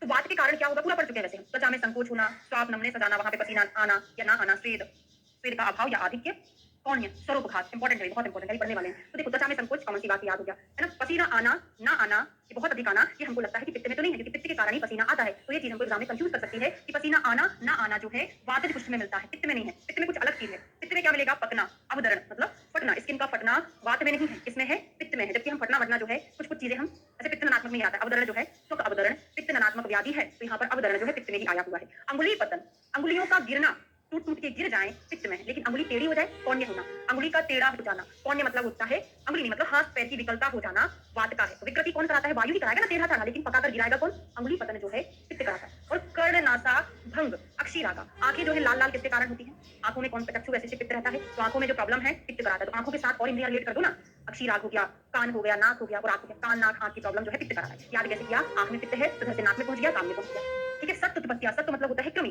कृमि आदि जीवों के पत्ती होते हैं इसमें। अब कंडू वाला कफ आता है, तो कंडू वर्णवेद शोफ श्राव गौरव आदि कफ में कोई इंपॉर्टेंट नहीं है, कफ का वात का और पित्त का बहुत इंपॉर्टेंट है। ठीक है, अब पर्टिकुलर धातुगत कुष्ठ देखते हैं, अलग अलग धातुगत, बड़ा गंभीर टॉपिक है भाई।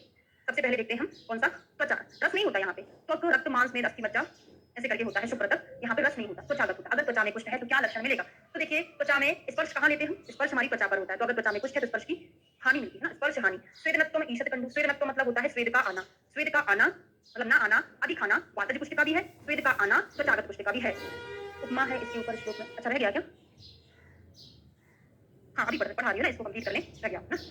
तो कुछ कंडू विवर्णता तथा रूपसारी लक्षण होते हैं। अब आ गए हम रक्त पे। ठीक है, तो यहाँ पे स्वेदत्व में ईशत कंडू, थोड़ी सी खुजली होगी। रक्त में क्या मिलेगा हमको, रक्त में त्वक स्वापो, त्वक स्वापो मतलब होता है त्वचा में नमने सुना सुनता। अब इतना माइनर सा चीज नहीं पूछा जाएगा, ठीक है ठीक है, हाँ इतना माइनर सा नहीं पूछा जाता है। अगला पूछा जाएगा स्वेदस्य अभिप्रवर्तनम, स्वेदस्य अभिप्रवर्तनम का मीनिंग होता है पसीने का अधिक आना, केवल पसीना आना स्वेदनत्व त्वचा का है। स्वेदस्य अभिप्रवर्तनम पसीना बहुत ज्यादा आना, इसका होगा शोणित का। क्यों होगा, शोणित मतलब रक्त, जो रक्त है वही पित्त है, तो पित्त की गर्मी के कारण पसीना आता है ना, तो स्वेद ज्यादा आएगा, वो रक्त में आएगा। ठीक है, कंडू कुएं पस जो है इसमें आता है, रक्त में बनता है। ठीक है, पस काय में बनेगा, रक्त में बनेगा। ठीक है, अगला आता है मांस। मांस वाले में बाहुल्यम वक्त्र शोषश्च, जैसा व्यक्ति थोड़ा सा मोटा रहेगा तो मांस वाले में क्या रहेगा, व्यक्ति वैसे मोटा रहता है। तो याद कर लो कि ज्यादा मांस खाने से मोटे हो जाते हैं, तो बाहुल्य रहता है। वक्त्र शोष मुंह सूखता है। कारकर्ष्य पीड़िकोद्गम, क्या होता है, पीड़िका उत्पन्न, कर्कशता शरीर पर, पीड़िका उत्पत्ति, सुई चुभने की वेदना, वेदना मत याद करो, तो इसको डिस्टर्ब कुछ मांस आते, केवल इतना याद करो व्यक्ति मोटा रहेगा, मुंह सूखेगा। ऐसा भी आप याद कर सकते हैं कि जितना ज्यादा मांस खाएगा मोटा होते जाएगा, ज्यादा मांस खाएगा तो प्यास भी ज्यादा लगेगी उसको, वक्त्र शोष होगा, कर्कश आवाज। और मांस जहां पर रहेगा वहां पे दुर्गंधता भी तो ज्यादा आएगी ना, तो इसमें पसीना अधिक आना नहीं लिखा, दुर्गंधता लिखा हुआ है, यहाँ पर दुर्गंधता ज्यादा रहेगी। ठीक है, पसीना तो कहाँ था, एक बात में पढ़ा था, एक हमने त्वचा में पढ़ लिया, और ज्यादा हमने शोणित में पढ़ लिया। मेद में क्या पढ़ लिया, दुर्गंधता पढ़ ली। और क्रमियस तथा क्रमी उत्पन्न होते हैं। सत्व कहाँ पढ़े थे, अब ये भी पढ़ के आए हैं भाई, सत्व कहाँ पढ़ लिए, सत्व पित्त में पढ़ लिए थे ना, पित्त वाले में हमने पढ़े थे सत्व, क्रमी की उत्पत्ति होना। ठीक है, अस्थि मज्जा में देखते, साथ में दिया हुआ है अस्थि मज्जा। मैंने एक चीज आपको थोड़ा याद कराना भूली, स्वरोपघात। स्वर उपघात, बातें करते हैं, अगर हम बातें नहीं कर पा रहे हैं तो हम बोलते हैं कि हमारे स्वर का उपघात हो गया। जब हम स्वर निकालते हैं, बातें करते मतलब बातें हैं, स्वर निकालते तो हमारा यहाँ वोकल कॉर्ड होता है। वोकल कॉर्ड किसके किससे मिलकर बना होता है, अस्थि से मिलकर बना होता है। अस्थि के अंदर क्या होती है, मज्जा होती है। स्वरोपघात वात में भी है और अस्थि मज्जा में भी है ना, स्वरोपघात जो है अस्थि मज्जा में भी होता है।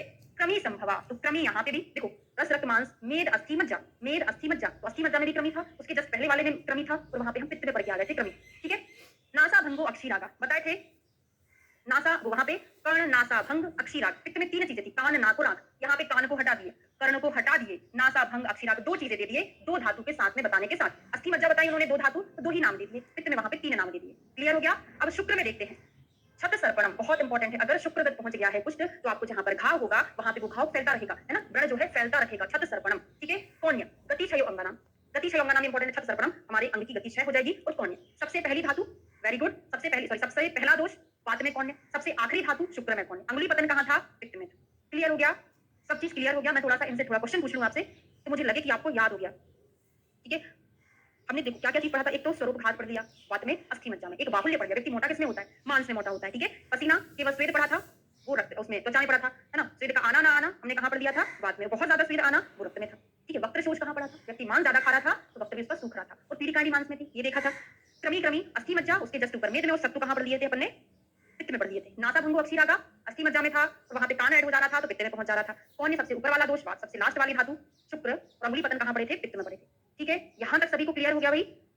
होना चाहिए। और आज के आज इसको पढ़ना, कल के लिए छोड़ दोगे ना तो हाँ, अगर आप छोड़ दोगे तो कल याद नहीं होगा। फर्स्ट धातु नहीं, वो हम गलती से शायद फर्स्ट धातु बोल दिए थे। फर्स्ट दोष कौन है मतलब बाद में मिलता है, और आखिरी धातु, वीडियो रुका नहीं, हम खुद ही रुक गए थे, वीडियो नहीं रुका है। सबसे आखिरी धातु शुक्र में मिल रहा था, ठीक है। इसके पहले वाला श्लोक कुछ उपमा दी थी ना, वो हमारा रह गया था। तो यथा वनस्पति जाता प्राप्ति काल प्रकर्षणम अंतर्भूमि विगाहते मूले वृष्टि विवृद्धिते। क्या होता है कि जिस तरह उत्पन्न हुई वनस्पति अधिकता से, जैसे हमने कोई चीज लगाई थी, बीज लगाया था, है ना। यथा समय पानी गिरेगा तो बीज कैसा हो जाएगा? बढ़ जाएगा ना। तो वृष्टि से बढ़कर जड़ों के द्वारा भूमि के भीतर जमकर फैल जाता। उसी प्रकार प्रथम त्वचा में उत्पन्न हुआ पुष्ट, अगर हम चिकित्सा में, जैसे वनस्पति पहले छोटा था, पानी वानी मिलेगा कितना बड़ा हो जाएगा, ऐसे ही अगर प्रथम धातु में पुष्ट था, हम उसको ठीक नहीं कर पाएंगे तो वो क्या होगा? अंदरूनी धातु में, और एक काल के बाद अंदर अंदर धातु में चला जाएगा। उस पर ट्रीटमेंट करना बड़ा मुश्किल है। एक और छूट गया, हाँ हाँ ये भी तो छूट गया भाई, बता दिया करो। हाँ, असाध्य क्या क्या होता है? आचार्य सुश्रुत के अनुसार आपका असाध्य, आपका असाध्य, आपका असाध्य मतलब आ से आदिवल प्रवृत्त, पा से पुंडरीक, का से काकड़क। आदिवल पुंडरीक काकड़क जो है असाध्य पुष्ट में आता है, ठीक। अनुवंश परंपरा 27 नंबर के श्लोक पर चलते हैं। स्त्री पुंसयो पुष्ट दोषा दुष्ट शोणित शुक्रियो। बताए थे कि आदिवल प्रवृत्त होता है, जब शुक्र शोणित का संयोग होता है तब ये उत्पन्न होता है, और जब तक उत्पन्न होता है तब तक पुष्ट ही होते रहता है। तो उसमें जो संतान पैदा होगी ना, उसको भी पुष्ट की संभावना बहुत ज्यादा रहती है, ठीक है। आत्मवान मनुष्य के त्वचा रक्त मांस उत्पन्न पुष्ट साध्य है। 3 1 3 याद कर लो, 4 2 1 क्या होता है बताऊंगी, है ना। तो शुरुआत के साध्य ये जो है, ये आपको 3 जो है असाध्य होता क्या है? 3 1 3 होता क्या है? शुरुआत में क्या है? रस नहीं है, त्वक रक्त मांस, त्वक रक्त और मांस, ये कैसे होते हैं? त्वक रक्त मांस वाले साध्य हैं। एक याप मेदोगत क्या होता है? मेद वाला याप। बाकी अस्थि मज्जा शुक्र, लास्ट के अस्थि मज्जा शुक्र जो है असाध्य। Very good. 4 2 1 जो है वो क्या होता है?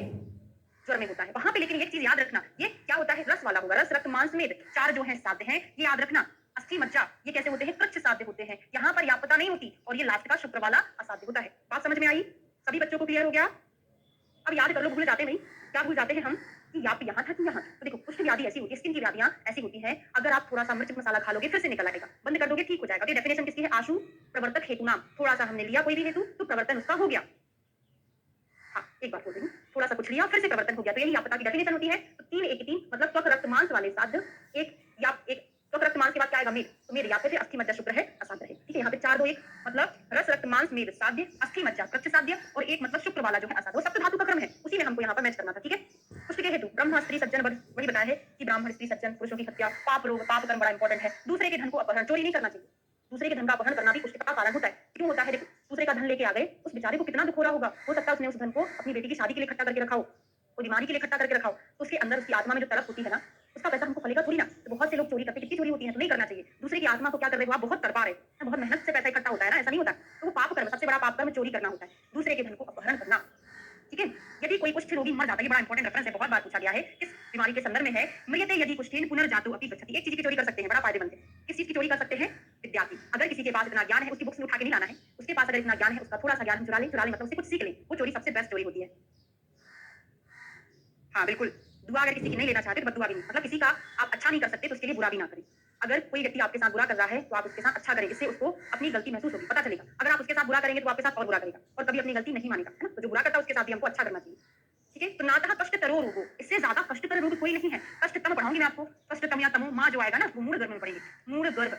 और कष्टतमत्वाद, आगे पीछे और भी चीजें हैं। कष्टतमत्वाद वो हम कहाँ पढ़ेंगे? राजक्षमा में पढ़ेंगे। कहाँ पढ़ेंगे? प्रमेय में पढ़ेंगे। बताइए जरा, हम भूल गए, हमको राजक्षमा ही याद आ रहा है, प्रमेय तो नहीं है। कष्टतमत्वाद बिल्कुल राजक्षमा ही है, ठीक है।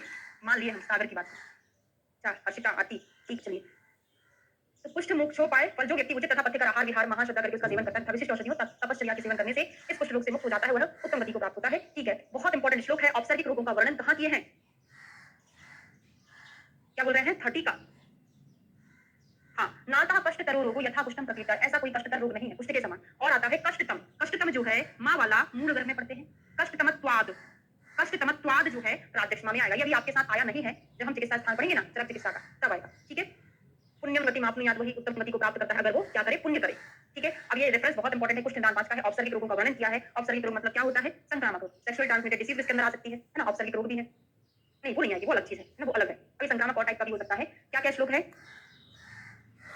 हाँ, बिल्कुल, जहाँ के क्वेश्चन गलत थे वो आप एक बार प्लीज रिपोर्ट कर दिया करें ना, तो हमको आसानी होती है उसको करेक्ट करने में। तो प्रसंगात गात्र संस्पर्शात निश्वासात, देखो प्रसंग गात्र गात्र स्पर्श करने से, निश्वास से, है ना, सह भोजन करने से, सह शय्या से, सह मतलब एक ही आसन से, वस्त्र किसी और के वस्त्र पहनने से, है ना, किसी और की क्रीम अपन ने लगा ली, फ्री में मिल रही थी तो, है ना, उससे भी हो सकता है। क्या है? 4 चीजें, ये क्वेश्चन पूछा जाता है, बहुत बार पूछा है। कुष्ठम ज्वरम च शोषश्च नित्य अविष्यन्द एव च, कुष्ठ ज्वर शोष और नित्य अविष्यन्द, ये 4 चीजें बहुत इंपॉर्टेंट है ना, और निम्न में से कौन सा संक्रामक रोग के अंतर्गत नहीं बताया सुश्रुत ने, ऐसा पूछा जाता है। तो ये हमारा चैप्टर कंप्लीट होता है। नेक्स्ट चैप्टर शुरू करते हैं, प्रमेह निदान। एक मिनट,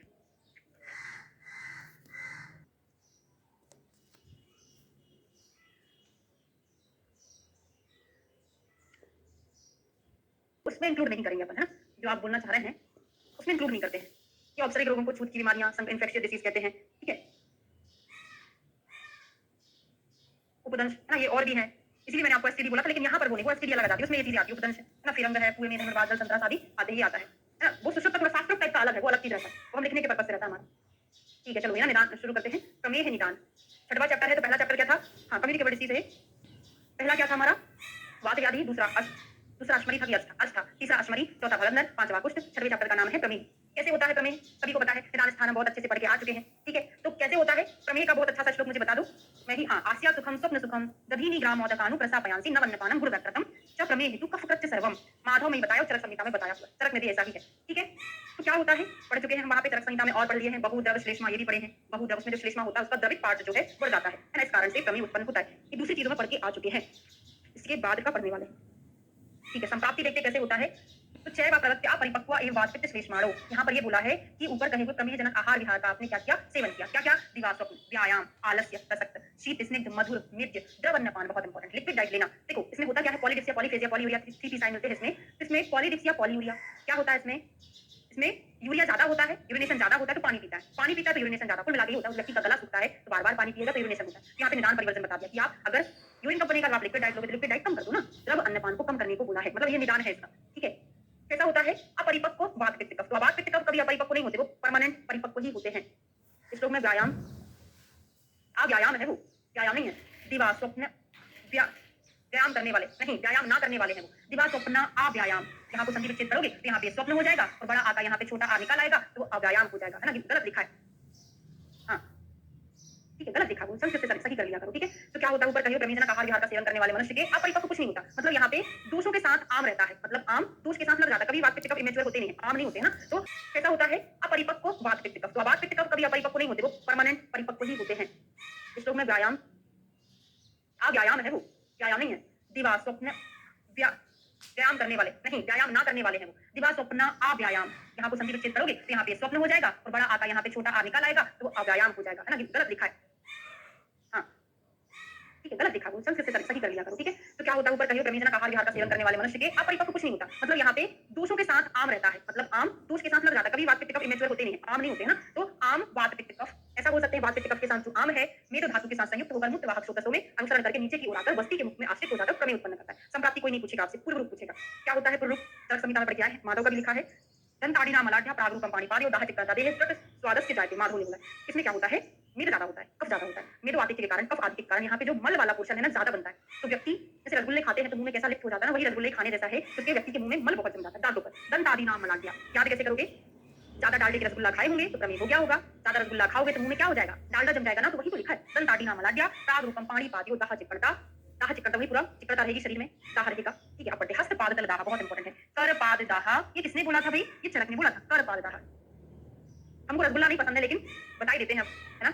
रसगुल्ला जलेबी जब हम फर्स्ट ईयर में आए थे हमारे यहाँ पे, मतलब भोपाल से किया हुआ, हमने गवर्नमेंट कॉलेज से किया, वहीं से एमडी किया हुआ है। तो वहाँ पे एक सर थे, मतलब हमको पदार्थ विज्ञान पढ़ाते थे, पदार्थ विज्ञान पढ़ाते थे, पता नहीं इतना फास्ट पढ़ाते थे हमको। एक तो पहले उधर सिलेक्शन नहीं हुआ था, है ना, नीट में पहले पीएमटी चलती थी, तो वैसे डिप्रेशन में थे, उधर आ गए थे, है ना। अब देखो सभी का वही था पहले, अब लेकिन बहुत लोगों का चेंज हो गया कि आयुर्वेद करना कुछ लोग पसंद कर रहे हैं। पहले तो जो वहाँ के हमारे इधर आ जाते थे डीएमएस में, अब वो रसगुल्ला हम तो सब खा लेते थे, ऐसा कोई हमारी स्पेशल पसंद नहीं है, सब जो भी मिल जाए सब खा लेते हैं। तो भाई क्या हुआ, पदार्थ विज्ञान पढ़ाते थे, हाँ, ऐश्वर्या राय और अभिषेक बच्चन से खूब कोरिलेशन बताते थे, और रसगुल्ला जलेबी तो पूरा पढ़ा के चले जाते थे वो। 1 घंटे का लेक्चर पदार्थ विज्ञान, फिर हम एक दूसरे से पूछते थे क्या समझ में आया, सब लोग एक साथ बोलते थे रसगुल्ला जलेबी समझ में आया, उसके बाद कुछ नहीं समझ में आया। तो सेम रसगुल्ला जलेबी बोलना बड़ा अच्छा लगने लग गया, केवल वही समझ में आता था ना। इसलिए हम आपको हमेशा जो रसों के गुणधर्म पढ़ाते रसगुल्ला जलेबी से याद कराते हैं, है ना। वो ये कहानी थी, हमको पसंद है ऐसा नहीं है कुछ भी, है ना।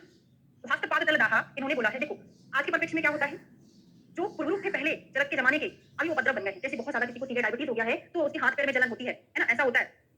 हाँ, तो हस्तपादतलदाह चरक करपात, स्निग्ध पिच्चिल भूता गाता, सारा शरीर स्निग्ध पिच्चिल हो जाएगा, मधुर शुक्ल मूत्रता। अगर मूत्र में मधुरता आने लग जाए तो बोलते हैं ना बहुत ज्यादा डायबिटीज हो गई है तब आता था, लेकिन इन्होंने तब पूर्व बताए थे। आज के जमाने के ये कॉम्प्लिकेशन है। अच्छा, आपको वही रसगुल्ला जलेबी की समझ में आता है, बिल्कुल सही। ऐसे ही रहता है, पदार्थ विज्ञान हो गया, है ना, हिस्ट्री हो गया, कुछ जो आत्मा परमात्मा वाली चीजें हैं वो तो समझ में आती नहीं है, वो बहुत बाद में आती है, संहिता से आप एमडी करते हैं, है ना, तो वो वैसी समझ में नहीं आती है ना। इसलिए इंटरेस्टिंग अकेला क्या रहता है, डिसेक्शन करना अच्छा लगता है ना, ब्रेन पढ़ना अच्छा लगता है, ब्रेन में ब्रेन खराब हो जाता है, एक चीज तो ये है, हड्डियां पढ़ना बड़ा अच्छा लगता है, बोन्स पढ़ना, है ना, तो अच्छा लगता है, लेकिन बाद में वो इतना ज्यादा काम नहीं आ रहा, लेकिन नॉलेज होना चाहिए सारी चीज का। हाँ, रसाद भी बिल्कुल समझ में नहीं आता, हमारे वो भी सर बहुत इंटेलिजेंट है, वो सर भी पढ़ाते थे हमको शुरू से लेकर आखिर तक, शुरू करते थे, बीच में बिल्कुल गेप नहीं, मतलब बिल्कुल सांस भी ना लेते थे और लास्ट में खत्म करके चले जाते थे। हमको कुछ समझ में नहीं आता था कि पढ़ाया क्या है, मतलब मूसा कुछ ठीक अकेला समझ में आता है, कुछ रस मस होते हैं, बाकी उनका करते क्या, शोधन मारण क्या होता है, कैसे देखते हैं, कभी समझ में नहीं आता, है ना, वो रहता है। चंद्रासाद विपासा दुर्गंध श्वास तालु गल जिह्वादंतेषु मरुत्पत्ति, गला जिह्वादंत में मलविपत्ति, केशानाम रक्तिश नखानाम, बड़ा इंपॉर्टेंट है। क्यों इंपॉर्टेंट है, आपने चरक संहिता में क्या पढ़ा था, केश नखति वृद्धि, ये प्रमेय का पूर्व रूप था चरक के अनुसार, और राजक्षमा के पूर्व रूप में आपने क्या पढ़ा था चरक में, की केशानाम नखानाम, केशानाम नखानाम, और बाकी का लिख दूं, चा अभिवर्धनम, चा अभिवर्धनम, ठीक है। कंफ्यूजन हो जाता है, क्या कंफ्यूजन हो जाता है, हमने वहां याद कराया थे आपको कि चरक में सिंगल वचन मतलब एक वचन, केश नखति वृद्धि प्रमेय में है, और केशानाम नखानाम चा अभिवर्धनम, बहु बहु बहु वचन कहां पर है, राजा में। राजा लोग बहुत सारे लोगों के साथ चलते हैं, तो राजा मतलब राजक्षमा में केशानाम नखानाम अभिवर्धनम।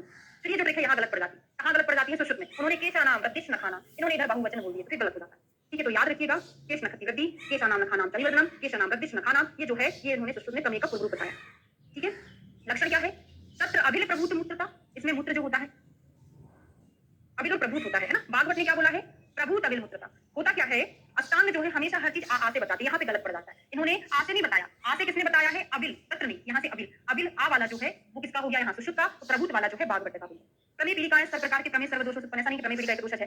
प्रमेय में कौन सा दोष होता है आपसे पूछा जाएगा, कफ नहीं कहना कभी भी, प्रमेय जो होता है दोषज है, राजक्ष मात्र दोषज व्याधि है, प्रमेय में जो है मुख्य दोष बोल सकते हैं कफ है, बाकी तीनों दोषों का इसमें इन्वॉल्वमेंट रहता है, ठीक है। अब यहाँ पे हम पढ़ेंगे, क्या पढ़ेंगे, कल पढ़ेंगे कल की क्लास में, जो कफज प्रमेय होते हैं 10 हैं, पित्तज प्रमेय है 6 हैं, वातज प्रमेय है 4 है, पूरा याद कराऊंगी किसका किसने रिप्लेसमेंट किया है।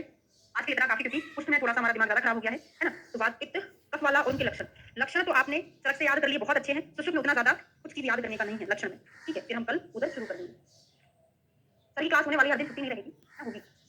हाँ, ये सब समप्रियत्वात् विषम प्रियत्वात् ये सारी चीजें पढ़ेंगे, ठीक है भाई। और जिसको डर लग रहा है पहले, ऐसा आप सोच सकते हैं, हाँ सासू सीला वाला कोड, ऐसा आप सोच सकते हैं कैसा, अगर मैं कम मेहनत करूं मतलब करते रहूं तो आपको 6 महीना ये प्लस अगली 1 साल 18 12 और 6 18 होते हैं ना, हाँ 18 महीने मेहनत करनी पड़ेगी।